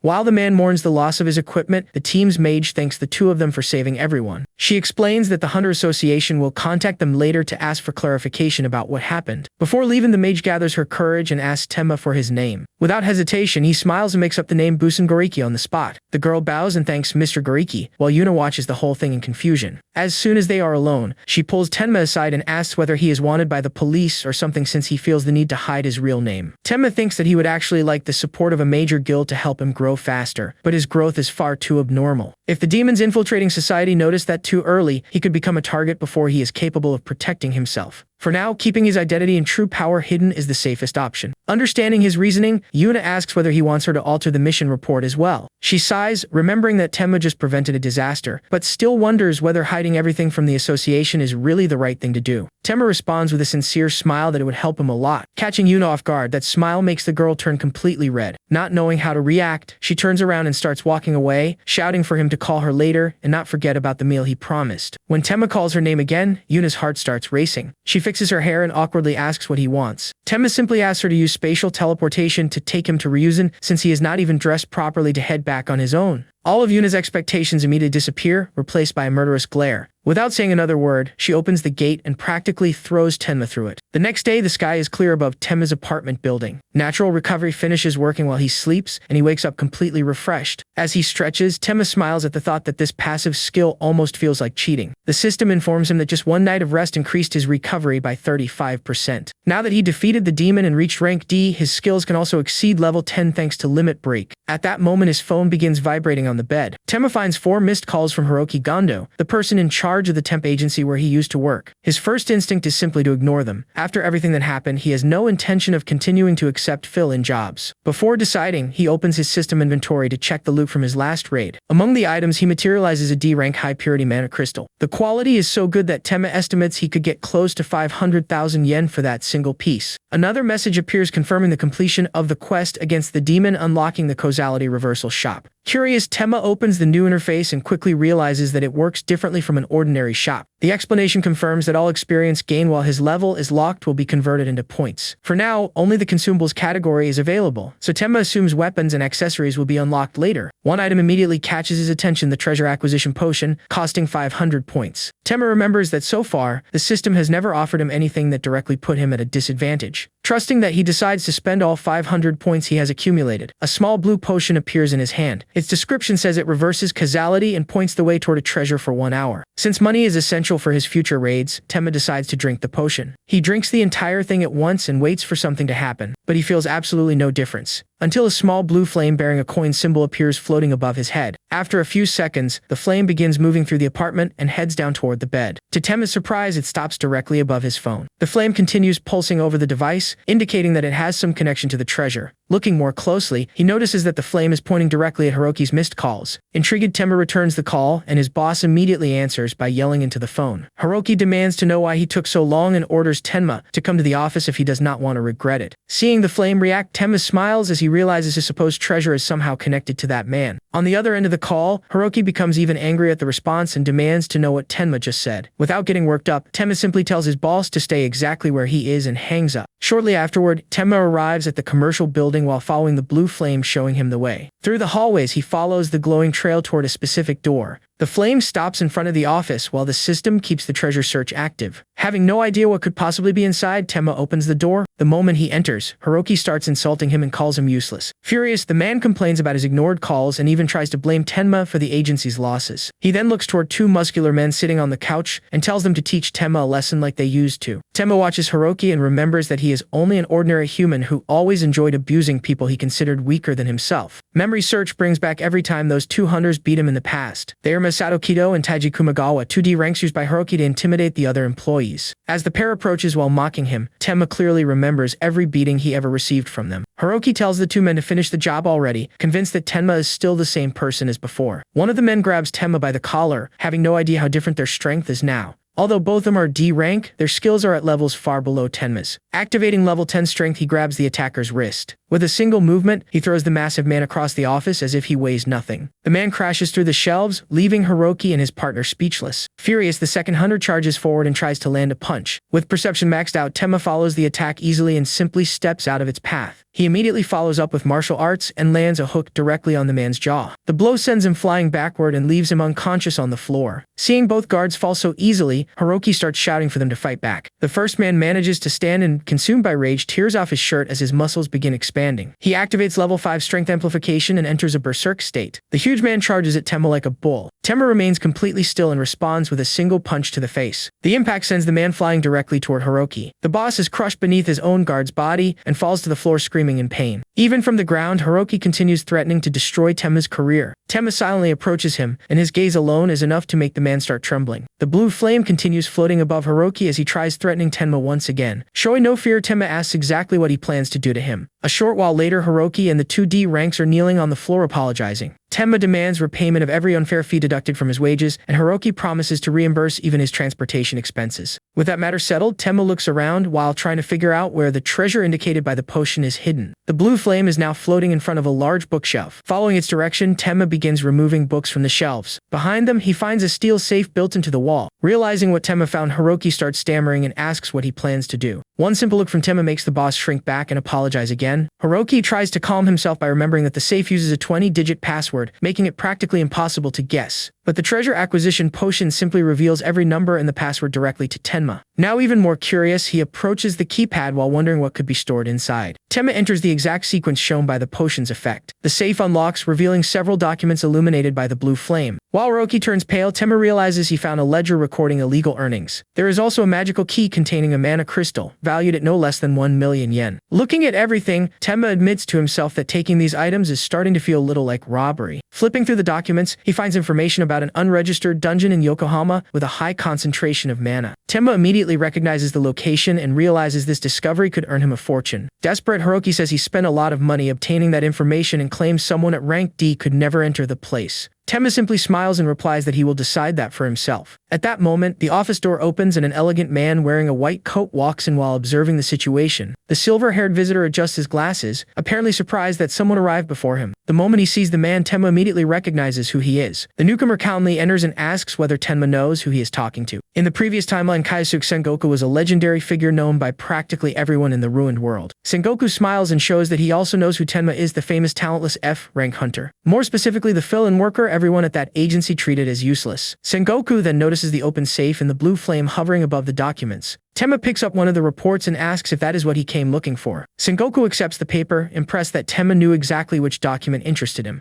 Hiroki panics and tries rushing forward to stop them from taking the report. Without even changing his expression, Sengoku drives an elbow into his face. Hiroki falls unconscious before he can get any closer. While reading the document, Sengoku complains about Hiroki's lies and comments on how much work it took him to track down that information. Satisfied with the help, he assures Tenma that he intends to repay the favor. Sengoku hands him his personal card and tells Tenma to call that number in 1 week. Looking at the card, Tenma can barely believe that he obtained Sengoku's direct contact information so easily. After all, that man is an S-rank hunter and the leader of the intelligence network that would later help predict the demon invasion. As the owner of a massive intelligence network, Sengoku begins leaving the office. Before walking out, he glances sideways at Tenma and comments that he is quite interesting. Sengoku admits that even he was fooled by the reputation of uselessness built around the hunter. Tenma remains silent while the S-rank continues speaking. For someone like Sengoku, misjudging Tenma so badly only makes the situation even more intriguing. He reveals that he discovered Tenma was the one who resolved the Night Raven Guild incident, despite the association suppressing the case. As his body begins disappearing into the wind, Sengoku makes it clear that he has no intention of using that information to blackmail him. What he really wants is to find out why Tenma is hiding everything, something he plans to discuss the next time they meet. After that farewell, Sengoku completely disappears from the office. Alone again, Tenma looks at the documents in the card while thinking about how lucky he was to encounter that particular man. As if responding to the thought, the system announces that he has acquired level 1 luck. The skill increases his daily luck as well as his chances of becoming involved in favorable events. Tenma realizes that building a relationship with Sengoku could make both earning money and searching for the demons much easier. At that moment, the effect of the treasure acquisition potion ends and the blue flame disappears. Opening the consumables shop again, Tenma notices that the treasure potion is sold out, leaving several other options available. Among them is a talent potion, but he needs to accumulate more points before he can afford it. Determined to keep progressing, Tenma uses the money recovered from Hiroki to plan the equipment needed for his next raid. Shortly afterward, he arrives in the busy commercial district of Ryuzan. Inside a specialty store, he hands the clerk a list and asks for every item he selected. By the time he finishes, he is equipped with a reinforced backpack, a shovel and a pickaxe, but almost cries when he realizes how much money he spent. His banking app shows a remaining balance of just over 7,000 yen. Trying to convince himself that this was not a terrible idea, Tenma repeatedly tells himself that it is an investment. At dusk, he arrives in Yokohama and uses the pickaxe to remove the rocks concealing the dungeon entrance. After a lot of effort, he finally manages to open a path inside. Descending the dark staircase, Tenma confirms that there are no monsters near the entrance, only a mental barrier. A purple mist blocks the path, capable of destroying the sanity of an ordinary hunter. The moment he steps into it, a violent pressure strikes his mind. His mental resistance activates as Tenma tries to endure the magic beginning to affect his emotions. Illusions appear around him, repeating the insults he heard for years because he was a failed F-rank. Grabbing his head, Tenma hears voices asking whether someone like him even deserves to be called a hunter. All the humiliation and negative emotions accumulated before his regression return at once. The illusions continue mocking him, saying even a goblin would be more useful. Tenma, however, refuses to give in. That weak and hopeless man was left behind in the previous timeline. As he resists, his mental fortitude rises to level 4 and then level 5. He finally makes it through the barrier and emerges on the other side completely exhausted. Catching his breath, Tenma admits that he never would have been able to get through something like that before. Continuing forward, he arrives in an enormous stone chamber surrounded by gargoyle statues. Farther ahead, a second purple barrier, far denser than the first, blocks his path. Tenma begins finding it strange that he has come this far without encountering a single monster. Suspicious, he activates memory search to recover everything he knows about that dungeon. Records from the future said that even C-rank hunters could approach this place, but only as far as the entrance. The inner barrier is so powerful that even some SS ranks failed to cross it, and that dungeon would eventually be conquered by a demon commander. That commander possessed power equivalent to an SSS rank and would later cause tremendous suffering to humanity. Tenma also remembers that beyond that barrier are pieces of equipment that would one day be used by that enemy. If he can take those items first, the value of that treasure will be far greater than money alone. Tenma enters the new barrier knowing that in addition to mental attacks, the area is filled with traps. Almost immediately, a violent impact strikes his mind. Intense pain makes Tenma grab his head while the mist tries to break his concentration. At the same time, perception and agility activate, allowing him to dodge a rain of arrows. After landing safely, Tenma realizes he would have died without his current skills. The arrows embedded in the ground make it clear that the attack could have paralyzed him before he even understood what was happening. This time, Tenma focuses perception on the sounds around him to detect the traps before he can even see them. When another volley of arrows fires from the ceiling, he is already moving the moment he hears the mechanism. Tenma jumps aside and lets every projectile strike nothing but stone. As he advances, his reflexes allow him to dodge and even deflect some of the arrows. Mental fortitude continues being pressured by the mist and rises to level 6. After several more attacks, it reaches level 7. As Tenma makes his way through another series of traps, the skill reaches level 8. Rocks begin falling from the ceiling, and mental fortitude reaches level 9. Tenma runs to escape a massive boulder as the skill reaches level 10. As he slides beneath another block, mental fortitude breaks past its previous limit and reaches level 11. The system confirms that the skill has reached its new maximum level and grants immunity to mental magic. A new effect, anti-psychic magic, prevents negative magical interference from affecting his mind. The moment the immunity activates, the purple mist around Tenma begins losing its effect on him. Watching the path become clearer, he remembers that this fog was capable of affecting even S-rank hunters. And the mist was only the beginning. The deeper someone traveled, the more violent the mental attacks became. Down the corridor, Tenma sees an illusion of a fallen hunter begging to die. Other shadows appear screaming and suffering around him, but he continues walking without reacting. The system confirms that his mental resistance is completely nullifying those effects. With that, Tenma finally reaches the dungeon's main chamber. At the center of the hall stands the boss, a knight covered in black armor and armed with a sword surrounded by a purple aura. Tenma raises Soul Devourer, knowing that he will need to defeat it to reach the treasure. Sparks and energy begin gathering around his own blade. The interface reveals that the sword absorbed demonic energy and permanently increased its attack power. With swordsmanship activated, Tenma charges directly at the knight. His first slash is blocked by the boss's dark sword. The knight responds with a heavy strike that creates a shockwave and forces Tenma to defend himself. After retreating, he realizes ordinary attacks can barely penetrate that armor. In addition to its physical resistance, the enemy also uses sword aura combined with magic. To make matters even worse, the knight summons 2 soldiers made of shadow. Facing all 3 enemies, Tenma wonders how far his current level 20 can take him. Then a much more interesting thought occurs to him. Do the summoned soldiers give experience? Since he is now ranked D and can level up again, this battle could turn into an opportunity. A smile appears on Tenma's face as he realizes the summons may be exactly what he needs to grow stronger. He switches targets and charges toward the 2 soldiers. Level 7 intimidation erupts around him, trapping the summons beneath its pressure. Tenma immediately follows with the Kirishima-style straight-line slash. A single movement cuts through both knights and slices them in half. Thanks to Limit Break, his attribute gains also receive a 1.2 multiplier. Meanwhile, the monster's experience is multiplied by 100,000, causing his levels to begin rising one after another. Within moments, Tenma reaches level 30. Enraged by the destruction of its soldiers, the boss knight releases an even more intense purple aura. It attacks with a dark slash, but Tenma manages to move out of its path. With his increased attributes, Tenma moves through the chamber while leaving a glowing trail behind him. Perception and martial arts automatically keep pace with the growth of his attributes. Taking advantage of his new strength, Tenma leaps into the air and comes crashing down on the boss with a vertical strike. He hits the ground with tremendous force, sending a shockwave throughout the chamber. As the battle continues, his level rises to 37, 38, and 39. Finally, Tenma reaches level 40 and realizes that the summoned soldiers have stopped appearing. Now only the boss itself remains. The Black Knight slams its sword into the ground and sends dark energy toward him. Tenma responds by activating straight line slash and charging forward. A single blue beam pierces through the black armor. The blade also cuts through the helmet and destroys the structure holding the enemy together. An explosion of blue and red energy fills the entire room. When the light disappears, the armor collapses into several pieces. Soul Devourer absorbs the released demonic energy and increases its power even further. Since Tenma has reached his current limit, the excess experience is once again converted into points. For the victory, he receives 213 points, and the system begins releasing the dungeon's rewards. Unlike ordinary gates, a dungeon like this always grants a reward chest or item after being completely cleared. A golden sphere appears floating in front of Tenma. He extends his hands and watches the light slowly descend. When the glow disappears, only a fairly simple metallic ring remains. Tenma smiles. Appearance has never been a good way to judge system equipment. The description reveals a unique rank ring of defense with 10 defense points and several several functions that are still sealed. The item belongs to the growth category and can evolve using a portion of the experience received by its user. For someone with a 100,000 times multiplier, that is practically perfect. His panel shows Tenma at level 40 with 313 accumulated points. Since he reached the rank D limit, a new limit break quest is unlocked. This time, he needs to collect 3 demonic sources to increase his attributes and unlock new functions in the shop. Reading the quest, Tenma begins wondering just how much the system knows about the fact that he regressed to prevent humanity's extinction. The requirement seems far too convenient, especially considering the reason the demons have not yet invaded Earth at full force. In his previous life, Tenma learned about the Demon Energy Project, created because the human environment was incompatible with the demon realm. To change that, the demons scattered relics filled with massive concentrations of dark energy. These demonic sources were distributed across the planet to prepare the environment before the invasion. Tenma remembers the testimony of a human who collaborated with the demons during the project. Shortly before being executed, the man claimed humanity had understood the war far too late. Restrained beneath the guillotine, he revealed that the demons' preparations began long before any human ever realized the danger. According to the traitor, the demonic sources were specifically part of the Demon Energy Project. Crying in front of the crowd, he swore that he never knew the true purpose behind the operation. The man begged for mercy, saying he had no idea the plan would end with humanity's extinction. Even so, the guillotine blade fell and ended his life. Back in the dungeon, Tenma concludes that destroying the demonic sources before the invasion is one of the best ways to weaken the enemy. With his next objective decided, he returns to checking the system rewards. A notification informs him that Limit Break has unlocked another exclusive item. Tenma remembers receiving Soul Devourer last time and becomes curious about the new reward. An intense blue light appears in front of him. When the glow disappears, an imposing spear surrounded by blue electricity is floating before Tenma. 1 week later, he walks toward the massive hunter training center. Watching people live normally throughout the streets, Tenma thinks about how far he is willing to go to preserve that peace. His phone begins vibrating with multiple notifications. Looking at the screen, he finds 99 messages from Yuna demanding the meal he promised and decides to deal with that later. When he reaches the training center plaza, several elite hunters are moving throughout the area. Tenma smiles at the thought that he finally has both the money and opportunity to enter that place. Before his regression, the facility was frequented by the elite, and he could never afford its services. The roar of a powerful engine interrupts his thoughts. A red sports car skids at high speed directly toward him. Perception activates, and Tenma simply takes one step out of the way as the vehicle stops sideways. Irritated, he turns toward the driver and asks if the guy has lost his mind. The car door opens upward and a hooded figure begins stepping out. Tenma watches the driver approach while trying to figure out who it is.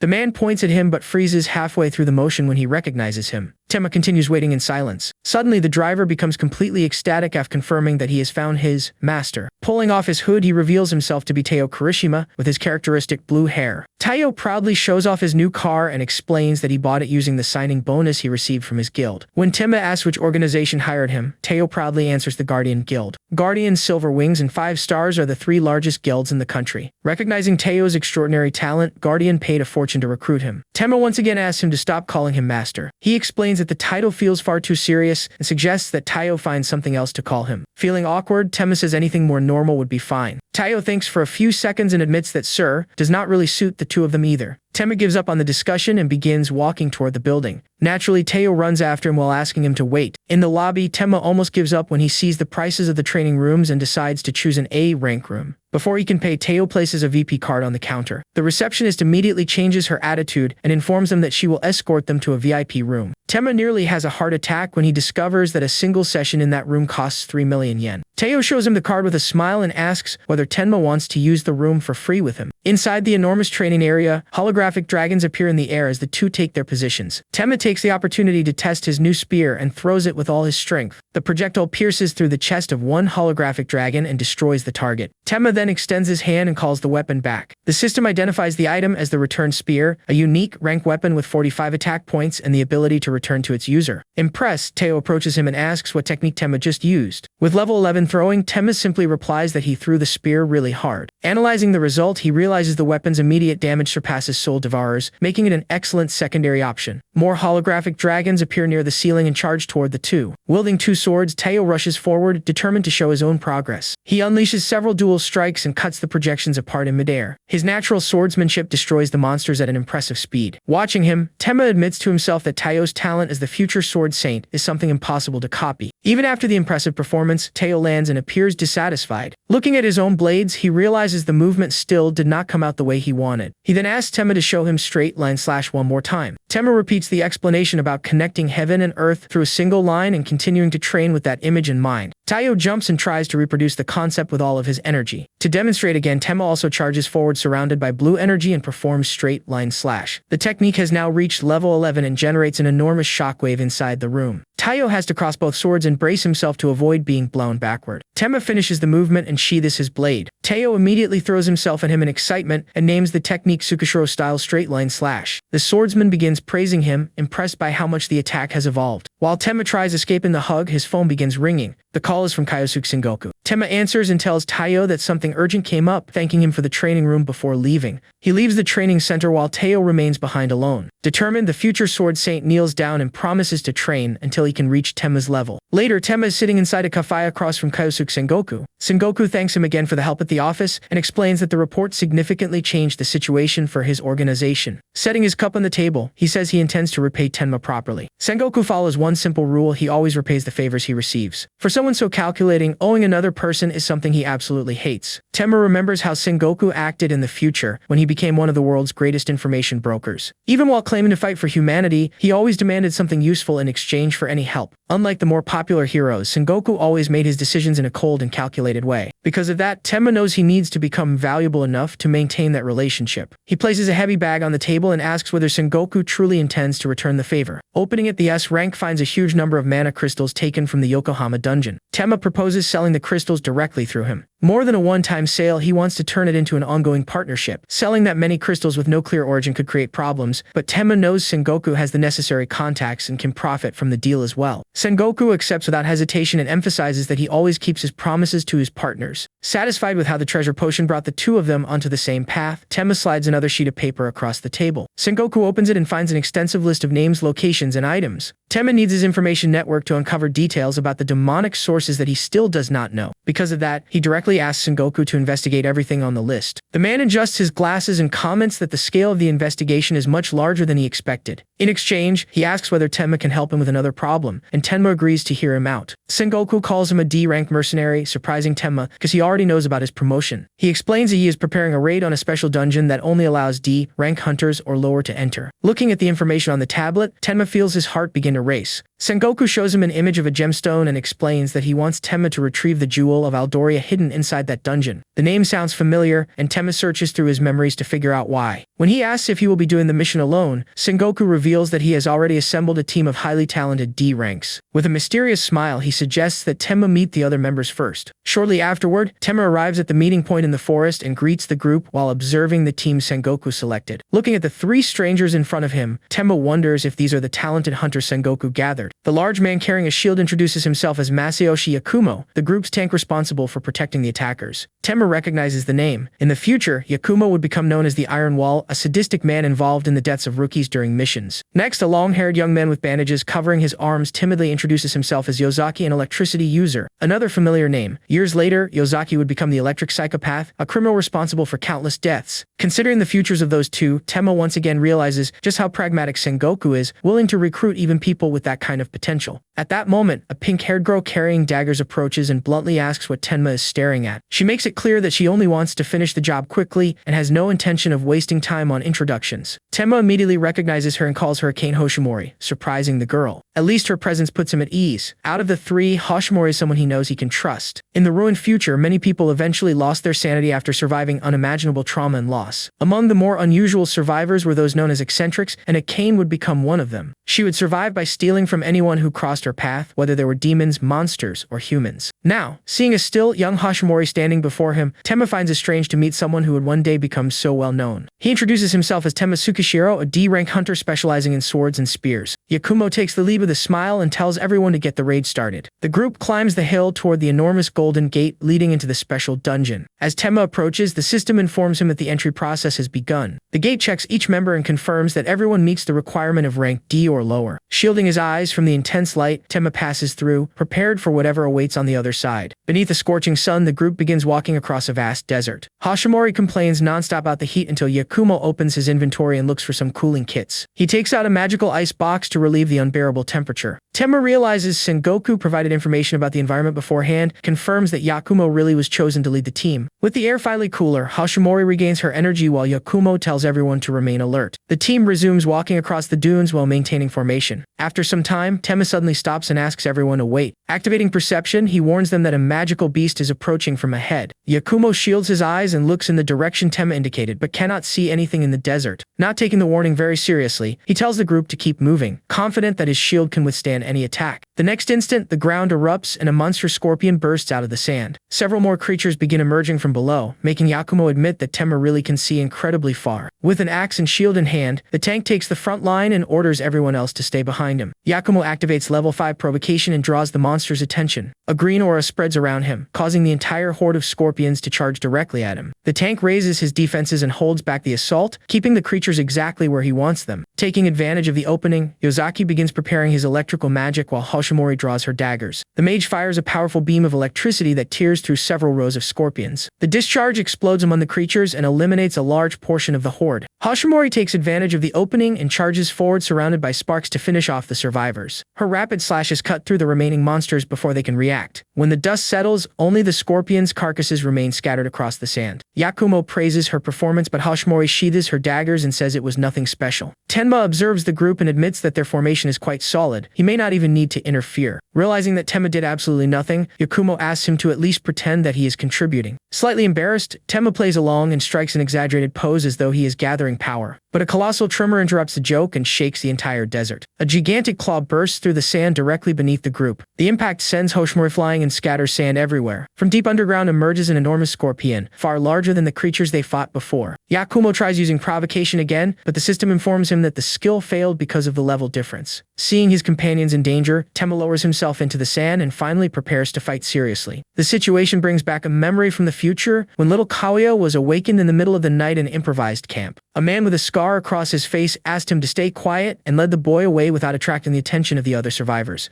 Among the ruins, Koya watched in confusion as the man began digging into the ground. After opening a hole, he asked the boy to look inside. Surprised, Koya found snacks and juice hidden there and asked where they had come from. The man pulled out the bucket of supplies and explained that getting everything had taken a lot of work, but he wanted to give it to the boy. After all, it was Kaya's birthday. Moved that someone still cared about him in that ruined world, the boy began crying and thanked him from the bottom of his heart. The man told Kaya to eat everything in secret so nobody would find out, and the boy happily agreed. But the small celebration was interrupted when Kaya suddenly took a blow to the face. A masked and hooded figure emerged from the shadows in front of them. The man immediately recognized the intruder Hashimori. Without giving him time to react, she charged at him at high speed. A violent strike hit the man's head and knocked him down. Hashimori then approached the two and noticed the bucket full of food. Without any hesitation, she opened one of the drink cans and simply began consuming everything right in front of them. A short while later, only empty wrappers and cans remained scattered across the ground. Unable to stop the thief, the man was devastated while Kaya cried holding an empty package. Tenma never forgot that scene or Hashimori's cold expression as she took such valuable food in that destroyed future. Back in the present, that same Hashimori is now shouting for help in front of the giant scorpion.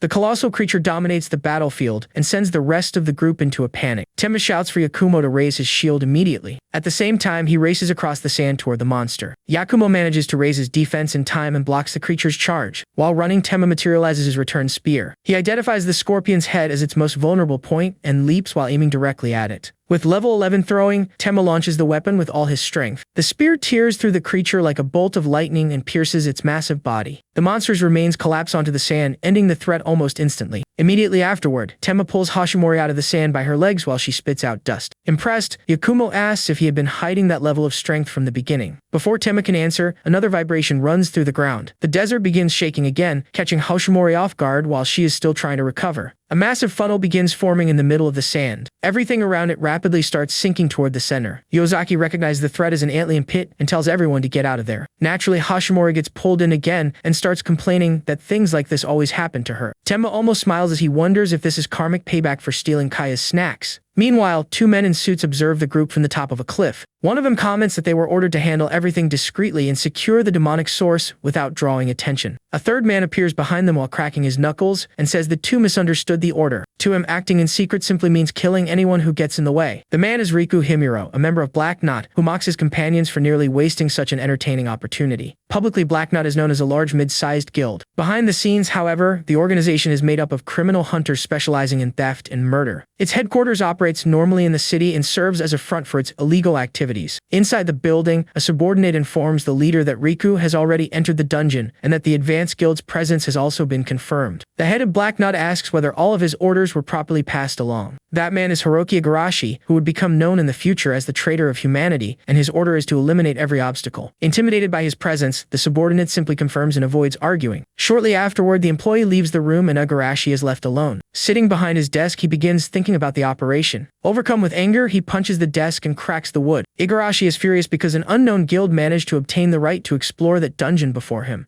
And he knows that if he loses the demonic source, the mysterious person above him will not hesitate to eliminate him. Back in the desert, the assassins continue observing Tenma's group from a distance. Riku mocks his companions and comments that if they were given permission to kill, there is no reason to leave any witnesses. The team leader tries to reassert his authority and tells Riku not to create unnecessary problems. Riku does not like the response and immediately grabs his own leader by the face. Without hesitation, he slams the man's head into the ground and kills him. The body lies motionless on the rock as blood spreads around it. The final member steps backward in complete horror. He asks what Riku is doing, and the assassin replies that the two of them can fight to the death right there as well. When the man asks why, Riku wipes the blood from his face and questions whether anyone really needs a reason to kill. With a disturbing smile, he admits that he simply finds it entertaining. The subordinate falls backward, paralyzed by his companion's unpredictable behavior. Riku seems even more satisfied when he sees the fear and sense of betrayal on the man's face. Without any mercy, he finishes off his final ally as well. Now alone at the top of the hill, he looks across the desert with his companions, blood on his hands. To Riku, the situation has become even more interesting. Now it will be 1 against 4. Looking down at Tenma's group, he eagerly imagines the expressions they will make when their turn comes. Later, night falls over the dungeon and the team sets up a campfire to rest. While watching the flames, Yakumo says he dreams of creating a free guild and invites the others to join him. Tenma remembers that in the future, that same guild would eventually become a tyrannical organization involved even in the death of a young man. Yozaki declines the invitation, saying he would rather follow his own plans. Tenma knows those plans would end with the young man using electricity to murder innocent people. Hashimori also rejects the offer and says she has no interest in guilds. Instead, she says her dream is to join the Hero Association and risk her own life helping others. Tenma almost laughs hearing that from the future thief who would steal anything she could get her hands on. He gets up and, when asked where he is going, simply says he plans to look around the area. Walking alone through the darkness, Tenma remembers that the night there can last indefinitely and decide to make use of the time. Memory search retrieves information Igarashi would reveal in the future the demonic sources inside the pyramid. Tenma activates perception and expands his senses to navigate through the darkness. He soon notices someone silently approaching from behind. Before the person can do anything, he grabs their arm. Tenma twists the limb and hears Hashimori cry out in pain. Realizing it is only his companion, he releases her while she complains about being discovered so easily. Tenma asks why she is following him, and Hashimori explains that she does not trust the other two very much and preferred staying close to him. He thinks her special skill may be exactly what he needs to obtain the demonic source. Because of that, he tells Hashimori to come with him. When they arrive in front of an enormous pyramid, Tenma tells her that something she will love is waiting inside. Hashimori activates danger sense and comments that the place feels dangerous, reminding Tenma of how useful that skill was during the previous attack. Slightly embarrassed, she says she was simply having a bad day earlier and insists that she will not fail this time. Tenma ignores the excuse and heads toward the entrance. Hashimori glances at him from the side and decides to trust him for now, especially after he saved her earlier. She runs after Tenma up the stairs and warns that she will never forgive him if this turns out to be a terrible idea. Tenma finds it curious that Danger Sense did not react earlier and wonders if the outcome was already considered safe because he would end up saving her. Inside the dark corridors, Hashimori comments that she had been feeling something very strange ever since entering. But suddenly, she realizes that the feeling has completely disappeared. Tenma tells her to just keep following him and not do anything stupid, while Hashimori insists that something important is nearby. As they continue forward, the system informs Tenma that perception has received a large amount of experience. The skill reaches level 11 and unlocks the ability to view messages related to the party. Wanting to prove her usefulness, Hashimori runs ahead saying she will show him the true power of Danger Sense. A few meters ahead, she stops in the corridor and confidently declares that the path is completely safe. At that exact moment, a massive boulder begins rolling toward her, and Hashimori runs away in panic while Tenma watches the irony unfold. The girl races past him screaming for him to run, but Tenma simply draws his sword. A single energy slash destroys the boulder into several pieces. Hashimori becomes even more suspicious and asks whether he really is only rank D. Tenma ignores the question and uses level 11 perception, discovering glowing cracks hidden in the floor. The ground opens and reveals a secret staircase leading beneath the pyramid. Hashimori stares at Tenma, unable to understand how he keeps discovering these things. The two descend and arrive in a monumental hall hidden beneath the structure. Impressed by the size of the place, Hashimori asks whether the dungeon boss is there. Tenma remembers that according to Igarashi's future information, a sphinx guarded the demonic source. At that moment, the system announces that visitors to the desert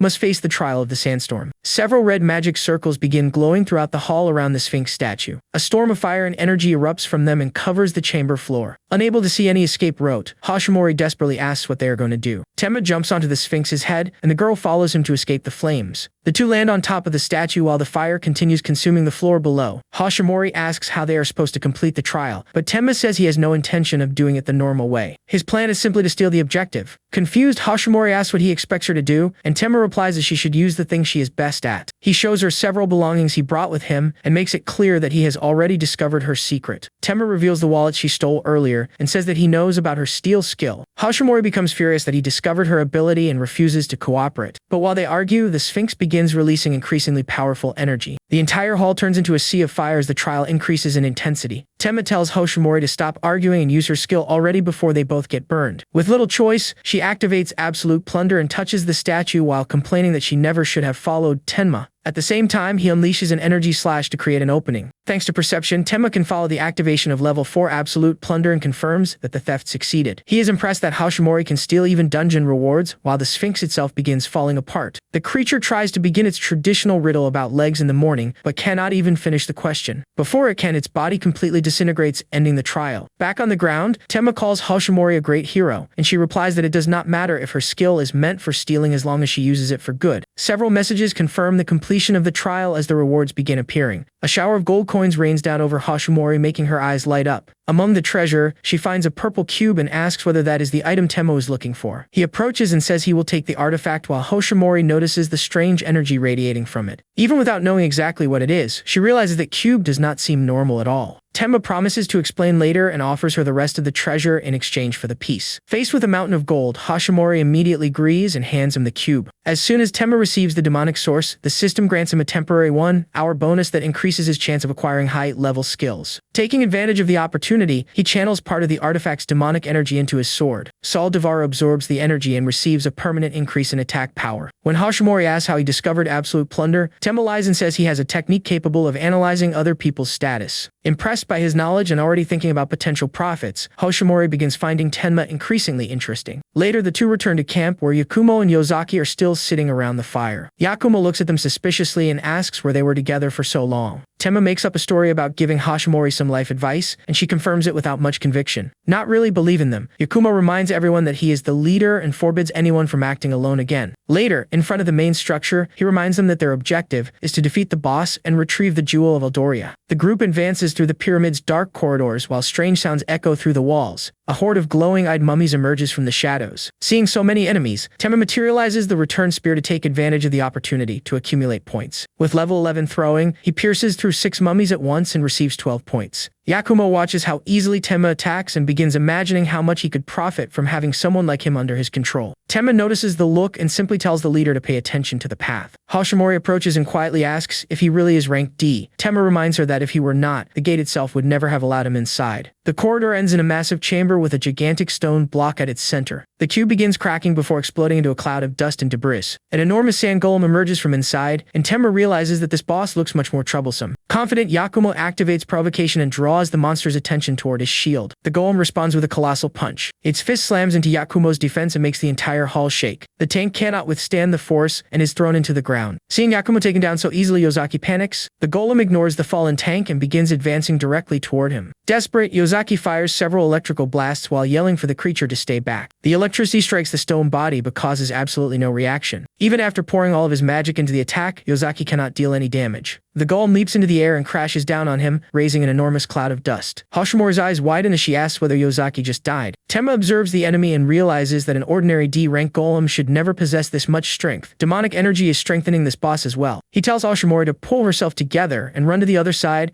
so they can try a strategy similar to the one they used against the Sphinx. The golem notices the two of them and leaps again in an attempt to crush them. Its landing destroys part of the floor and sends debris flying throughout the hall. With level 11 perception and agility, Tenma escapes the impact zone. Taking advantage of the movement, he lands a slash against the monster structure. He knows that a golem's true body depends on a core hidden at its center. To stop its regeneration, he needs to destroy that core in a single attack, so he activates Soul Release. A straight line slash tears through the outer layer of sand and stone. At the center of the creature's chest, a red core is finally exposed. Tenma immediately calls out to Hoshimori. The order is simple: steal the core before the golem can recover. Hoshimori activates level 4 Absolute Plunder and attempts to take possession of its vital point. If the core were stolen, all the energy keeping the golem active would disappear with it. But a red message informs him that the difference in power is too great, causing the attempt to fail. The sand armor rapidly reforms around the core. Hoshimori panics and Tenma simply tells her to run. The two race across the hall while the golem chases after them. During the escape, Tenma activates level 11 Strength and Throwing to prepare another attempt. He throws the return spear at the creature and keeps moving to avoid its attacks.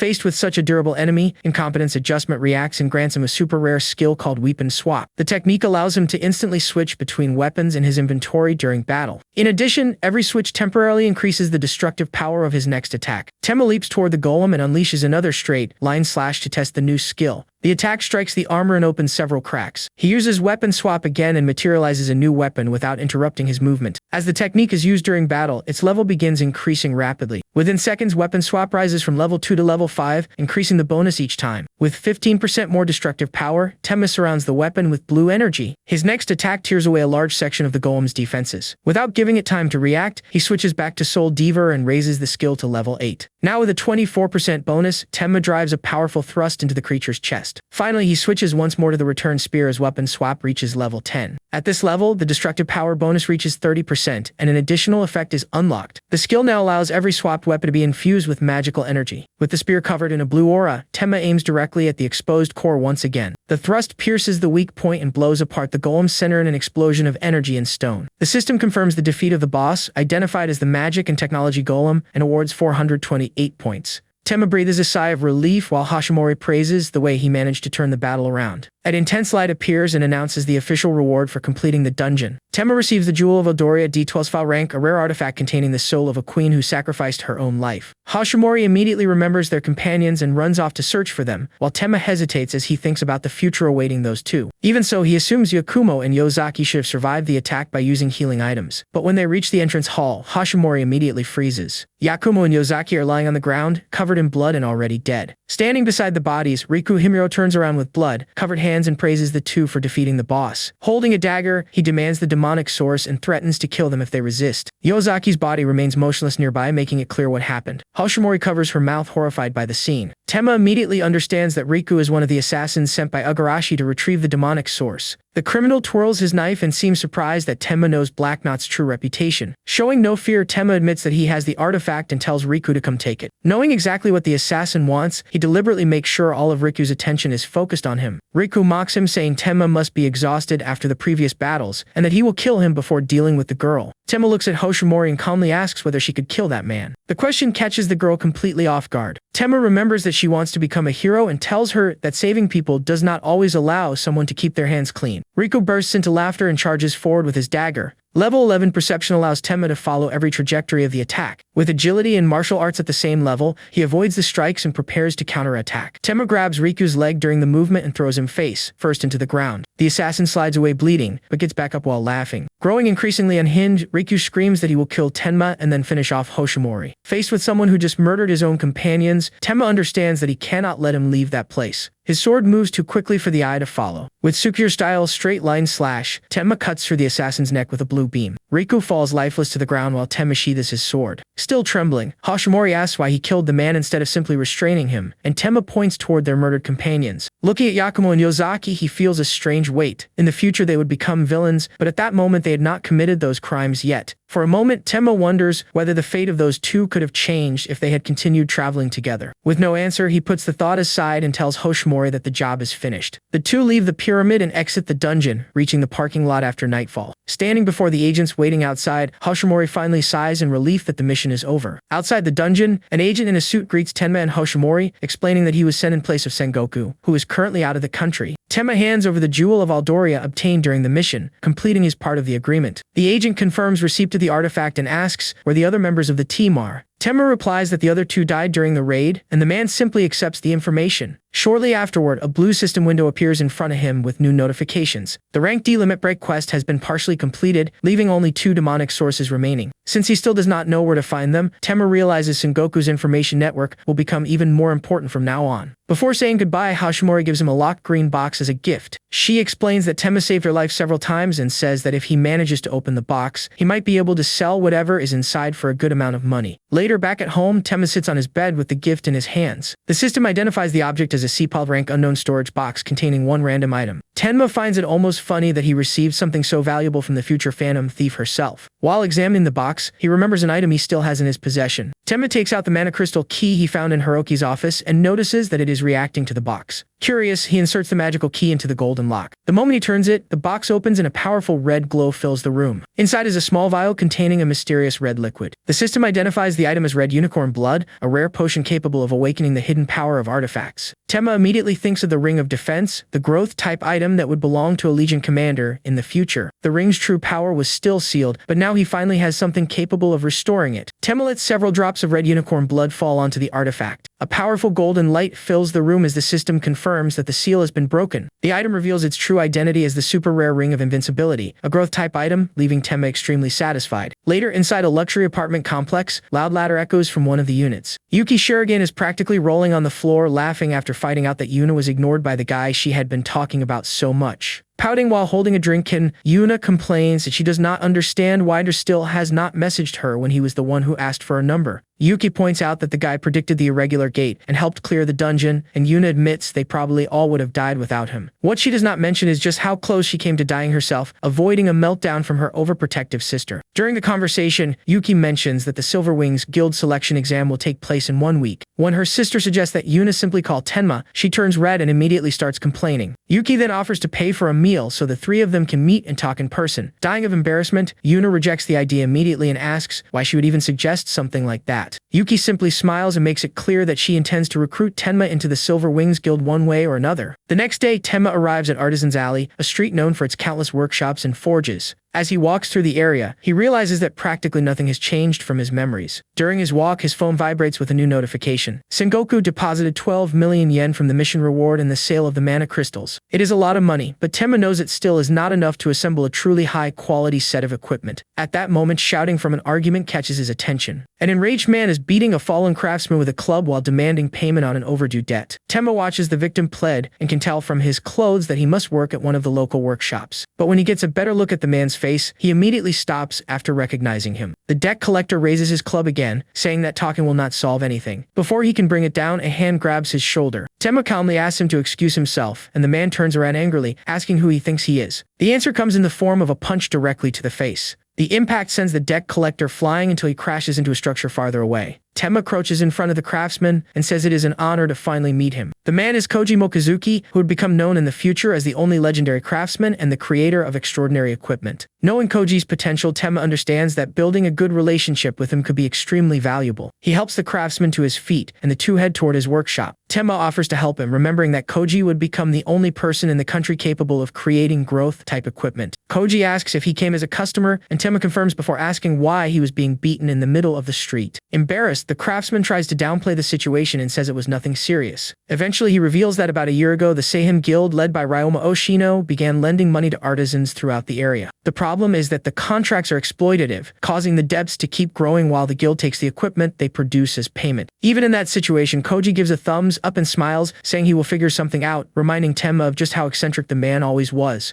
A memory from the future comes to mind, showing Koji being taken away under arrest. Back then, the craftsman kept repeating that he needed to continue forging the best equipment possible. Even while tied up, he desperately screamed for the old hammer he had left behind. Tenma and another survivor watched in confusion, unable to understand why Koji was so obsessed with the tool. His companion tried holding him back while the craftsman struggled to escape. Koji insisted that his sacred hammer was waiting from inside an old warehouse. Even while being dragged away by the guards, he continued begging them to let him retrieve the tool. Watching this scene, Tenma's companion commented that the craftsman had to be completely insane. He also explained that Koji had been arrested for attacking refugees and stealing jewelry so he could continue making equipment. At the time, Tenma thought the entire story was absurd. Now knowing who Koji would truly become, he realizes there was much more behind it. Back in the present, he asks if Koji owned an old hammer, surprising the craftsman. Koji says yes but sadly explains that Ryoma Ushino took the tool as collateral for his debt. That complicates things considerably because Tenma specifically wanted to put that hammer back into his hands. Trying to solve everything in the simplest way possible, he asks how much is left on the debt. Koji replies that he owes around 10 million yen, making Tenma freeze for a few seconds. The craftsman changes the subject and asks what Tenma would like to commission. But before even hearing the details, he lowers his head and admits that he probably cannot accept any new work in his current situation. Koji then looks worriedly toward the workshop entrance and realizes that the debt collectors have returned with reinforcements. Several men armed with clubs storm inside while shouting his name. Among them is the debt collector Tenma knocked down in the street, now accompanied by the rest of the gang. The man points at Tenma and shouts that he's the one who attacked him. Ryoma Ashino, leader of the same guild, steps forward and stares at the young man. His men surround Tenma and Koji while Oshino asks who this stranger thinks he is to cause trouble in their territory. He tells Tenma to leave while he still can and stop interfering, something that has nothing to do with him. Tenma stares at the man and feels like he has seen that face somewhere before. To confirm it, he activates memory search. His memories take him back to his previous meeting with Sengoku and the organization symbol he saw that day. Understanding the connection, Tenma simply takes out his phone. Oshino laughs and tells him to stop wasting time and leave already. Tenma ignores the provocation and says into the phone that he needs a small favor. Growing impatient, Oshino warns that he is not in the mood for games. Tenma then holds out the phone and suggests that he speak directly with the person on the other end. After all, someone important seems to want to speak with him personally. Irritated, Oshino takes the phone while grumbling, but the moment the voice on the other end identifies himself as Sengoku, his expression completely changes. Oshino turns pale and quickly replies that he understands. The next instant, he orders his men to leave Koji alone. Trembling and visibly uncomfortable, he returns the phone and complains that Tenma should have mentioned earlier that he knew Sengoku. Tenma takes advantage of the situation and retrieves the old rusty hammer that had been in the guild's possession. He shows the tool to Koji and asks if this is the one he was looking for. Tenma then takes the vial of red unicorn blood from his pocket. Even after restoring the ring, there were still a few drops left. He lets the liquid fall directly onto the old hammer. The object begins glowing red, and the system confirms the restoration of the Daedalus hammer. The legendary tool appears fully restored in Tenma's hands. Koji becomes completely mesmerized when he sees his old hammer in that condition. Unable to understand why Tenma did this, the craftsman asks what is going on. Tenma raises the tool and recalls that the debt with the same guild was 10 million yen. He explains that he paid everything off and received the hammer as part of the agreement. Technically, the tool now belongs to him. Koji panics and says he will do absolutely anything if Tenma lets him use that hammer again. Seeing that reaction, Tenma realizes he has found a great opportunity. He pulls out an employment contract and proposes that Koji begin working exclusively for him. The craftsman snatches the paper from Tenma's hands before he can even finish speaking. Within seconds, he places the contract on the table and signs it without even reading the terms. Tenma is impressed by how quickly he made the decision. Hugging the Daedalus hammer in front of the anvil, Koji looks happier than should be humanly possible. Oshino interrupts the celebration and reminds the craftsman that he still has pending orders with his guild. He demands that Koji start producing the promised weapons now that he has his tools back. Koji places the hammer on the anvil, and his expression changes completely. Oshino continues demanding that the work begin immediately. Calmly, Koji replies that he will need a large C-ranked mana crystal. Oshino complains that the delays are already putting a dungeon raid at risk and tells the craftsman to use whatever material is available. Koji refuses to compromise and insists that the crystal needs to be large, making Oshino even more irritated. Shortly afterward, Tenma participates in a C-rank raid and hears two hunters discussing how the mission plan had to be changed because of his presence. A veteran wearing a brown jacket offers to act as support but suspiciously asks what rank Tenma is. Tenma calmly replies that he is only rank D. Once inside the dungeon, the veteran holds his sword and shield, ready for combat. The man comments that he is also rank D, although his attitude makes it clear that he expects a huge difference in experience between them. But when he looks ahead, he finds dozens of goblins scattered across the ground. Standing in the center of the defeated monsters is Tenma, surrounded by an intense blue aura. The veteran swallows hard when he remembers that the two of them have exactly the same rank. Watching an entire horde disappear in such a short amount of time leaves him speechless. Looking at the energy surrounding Tenma's sword, he asks if the young man really defeated all those monsters by himself. Before Tenma can answer, a surviving goblin emerges from the shadows and leaps at the veteran. The man reacts and raises his shield to block. The monster immediately prepares another attack. The veteran curses while continuing to withstand the pressure. Finding an opening, he pushes his shield upward and drives his sword into the creature's chest. The goblin lets out one final sound before collapsing. Breathing heavily, the hunter realizes with some embarrassment that it took him considerable effort just to kill one. Meanwhile, Tenma continues eliminating the remaining monsters without even slowing down. Seeing the difference between them, the veteran finally understands why someone like Tenma has connections with Sengoku. Sometime later, Tenma returns to Mochizuki workshop. Koji becomes ecstatic when he receives the enormous red magic crystal obtained during the raid. The hunter who participated in the mission crosses his arms and says there is no excuse to delay the work anymore. Koji immediately picks up the Daedalus hammer and begins working the crystal over the anvil. Watching his enthusiasm makes it clear that he was never refusing commissions out of laziness. He simply lacked the materials he needed. After some time, Koji pauses and looks back, almost embarrassed that he became so absorbed in his work. Tenma takes the opportunity to hand him the specifications for the custom armor he wants. Koji examines the request and thanks him for obtaining all the necessary materials. The craftsman promises to produce the equipment exactly as Tenma wants and also offers to handle any future work he may need. Satisfied, Tenma extends his hand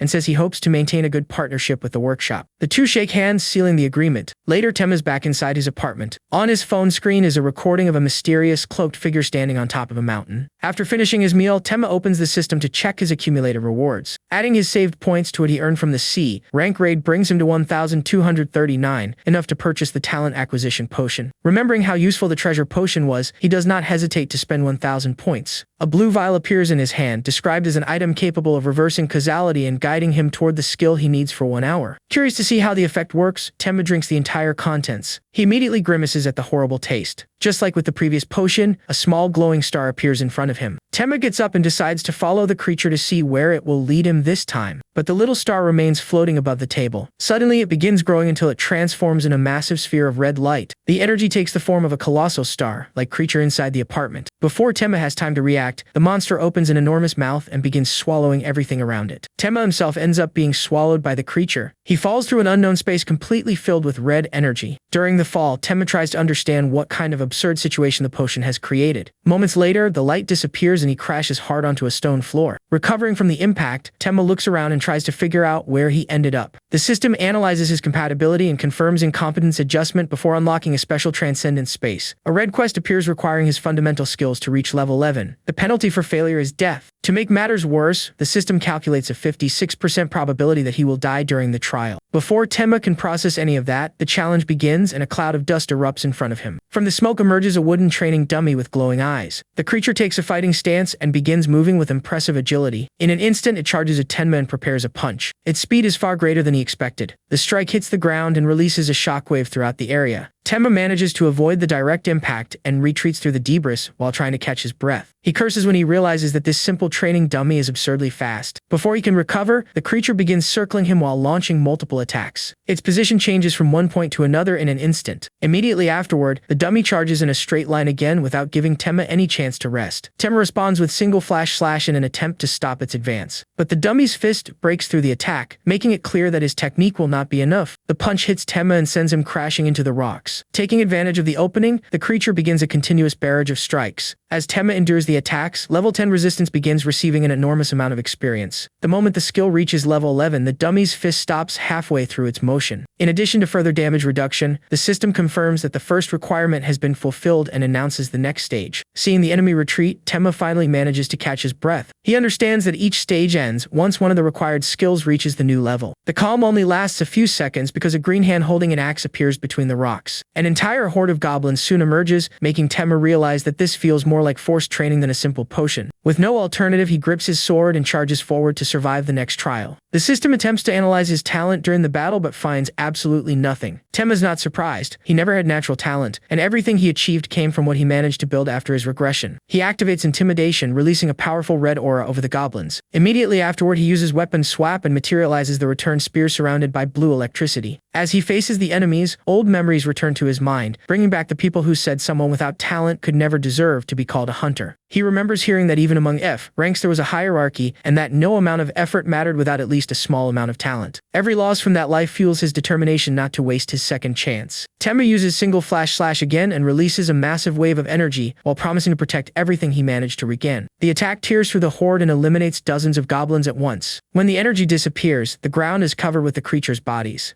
The system confirms that intimidation has also reached level 11 while the final goblin still trembles in front of him. Tenma finishes the creature with a single slash. With the required fundamental skills at level 11, the system announces the completion of the trial and grants him an integrated skill. Tenma looks at the new panel, trying to understand exactly what he received. The benefit greatly increases his acquisition rate for normal skills and also improves his chances of gaining rare techniques. Now he understands the potion's true purpose, creating the conditions for someone without talent to learn skills much more easily. Suddenly, the entire red space disappears and Tenma returns to the floor of his apartment. Still lying there, he thinks that obtaining all that progress would normally have taken months. Since no other enemy appears, he picks up his phone, assuming the potion's 1 hour duration must have already ended. But the clock shows something absurd. Not even a single second has passed in the real world. Tenma needs a few moments to understand that time was completely frozen during the trial. That means the talent potion's 1 hour duration has not even begun being consumed out here. When he stands up, he notices the small glowing star floating near the door. Since the effect is still active, Tenma concludes that it intends to guide him toward even more opportunities. At that exact moment, the building's emergency alarm begins sounding, warning of a gate break in the area. The loudspeakers order every resident to evacuate immediately to the nearest underground shelter. Tenma decides to do the exact opposite and head toward the attack, especially since the star is also moving in that direction. When he reaches the nearby streets, he finds a massive purple rift opened across the night sky. Several beasts surrounded by fire begin emerging from the gate and invading the city. Hunters from the local patrol desperately try to contain the monsters spreading throughout the area. Instead of joining the fight directly, Tenma continues following the small star, which seems to be searching for something specific. The path ends near a massive explosion of blue magic in the middle of the street. At the center of the battle stands Yuki Shirogane, a powerful hunter from the Silver Wings Guild. Tenma immediately recognizes her from his memories of the future, while Yuki also seems to know who he is. He remembers the dinner they had planned, but this is clearly not the best moment for introductions. An explosion strikes the street beside them and interrupts their reunion. A massive monster covered in fire emerges from the flames while spewing fire from its mouth. Yuki prepares her bow surrounded by pink energy and says they can talk later. Leaping into the air, she fires 3 magical arrows directly at the creature. The projectiles hit the monster and manage to suppress some of its flames. Minaji, one of the hunters accompanying Yuki, turns toward Tenma and says they will handle the smaller monsters. Tenma, however, notices that the potion star is floating directly above her head. He does not know whether that means he is supposed to help Minaji or if she will lead him toward a specific skill. Before he can find out, a beast suddenly appears and strikes the young hunter.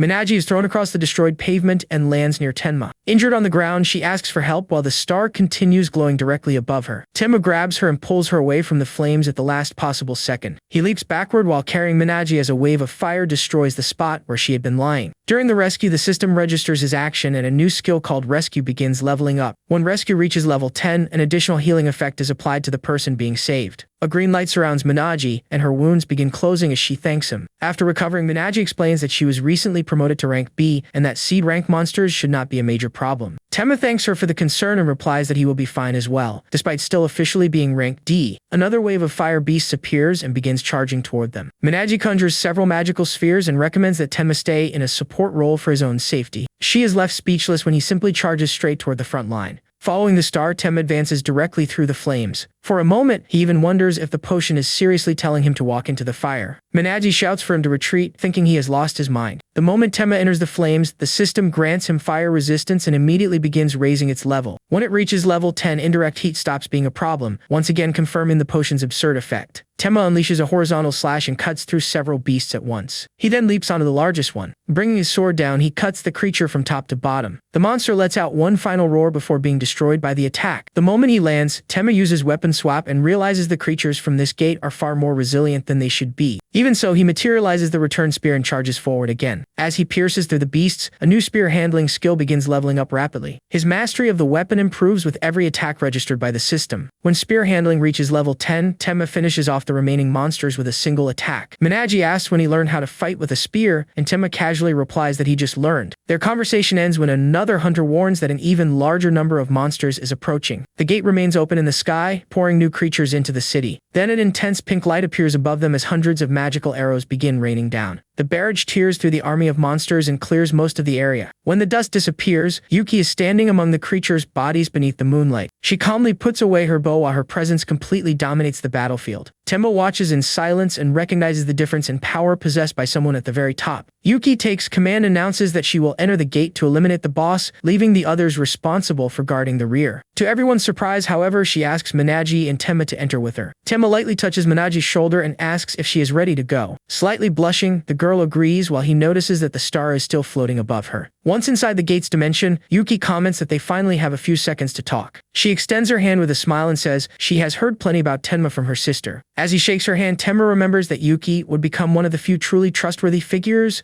among the great heroes of the future and wonders whether this meeting was also caused by the potion. Before they can talk any further, a red message appears warning that they have entered demon race territory. A restriction activates, preventing any creature inside the gate from naturally recovering its resources. Minaji asks what the reference to the demon race means, while Tenma tries to understand why another sign of them has appeared so soon. He remembers that a similar restriction appeared inside the growth demon's gate, and says they will have to confirm the situation with their own eyes. To Tenma, that warning practically confirms that demonic influence exists in the area. Based on the type of presence, he believes the source is not a full demon, but some kind of servant that received part of a demon's power through a pact. Yuki decides to advance toward the center of the threat and tells Tenma and Minaji to stop any monster that tries to escape. Tenma tries to warn her that the restriction does not only affect healing. Stamina, mana, and even mental resistance will also stop recovering. Yuki tests her own mana to verify. When she notices that the value remains completely unchanged, she admits that Tenma was right. After thanking him for the warning, she uses her magic and races toward the deepest part of the area. Minaji still tries to make her wait, worried about the danger. Tenma reminds her that Yuki is an extremely powerful hunter, but Minaji irritably replies that she knows very well how strong she is. At that moment, Tenma senses something strange beside them. The potion star leaves Minaji and begins flying toward a crack between the rocks. He activates level 11 perception but detects no presence at that location. Minaji asks if something is there, and Tenma decides to trust the potion while gathering energy into his spear. Certain that something is hidden there, he fires a mana-infused thrust directly into the crack. The attack breaks through an invisible barrier and strikes a hidden creature, which screams after being hit. From the impact, a mysterious magic book falls open onto the ground. Minaji is completely shocked to discover that there really was a creature hidden there. Keeping his eyes on the enemy, Tenma focuses attention on identifying exactly what is standing before them. The system registers the attempt and grants him discernment, which begins leveling up rapidly. When the skill reaches level 10, the camouflage disappears and reveals a golden goblin wearing armor and clutching its wounded chest. Gritting its teeth, the creature glares at Tenma and demands to know how a mere human managed to find it. Minaji is startled to hear a goblin speaking, while Tenma wonders whether this monster is the same type as C.A. Chulane. Running out of patience, the golden goblin named Zabel scratches his head and grumbles that this is definitely not his lucky day.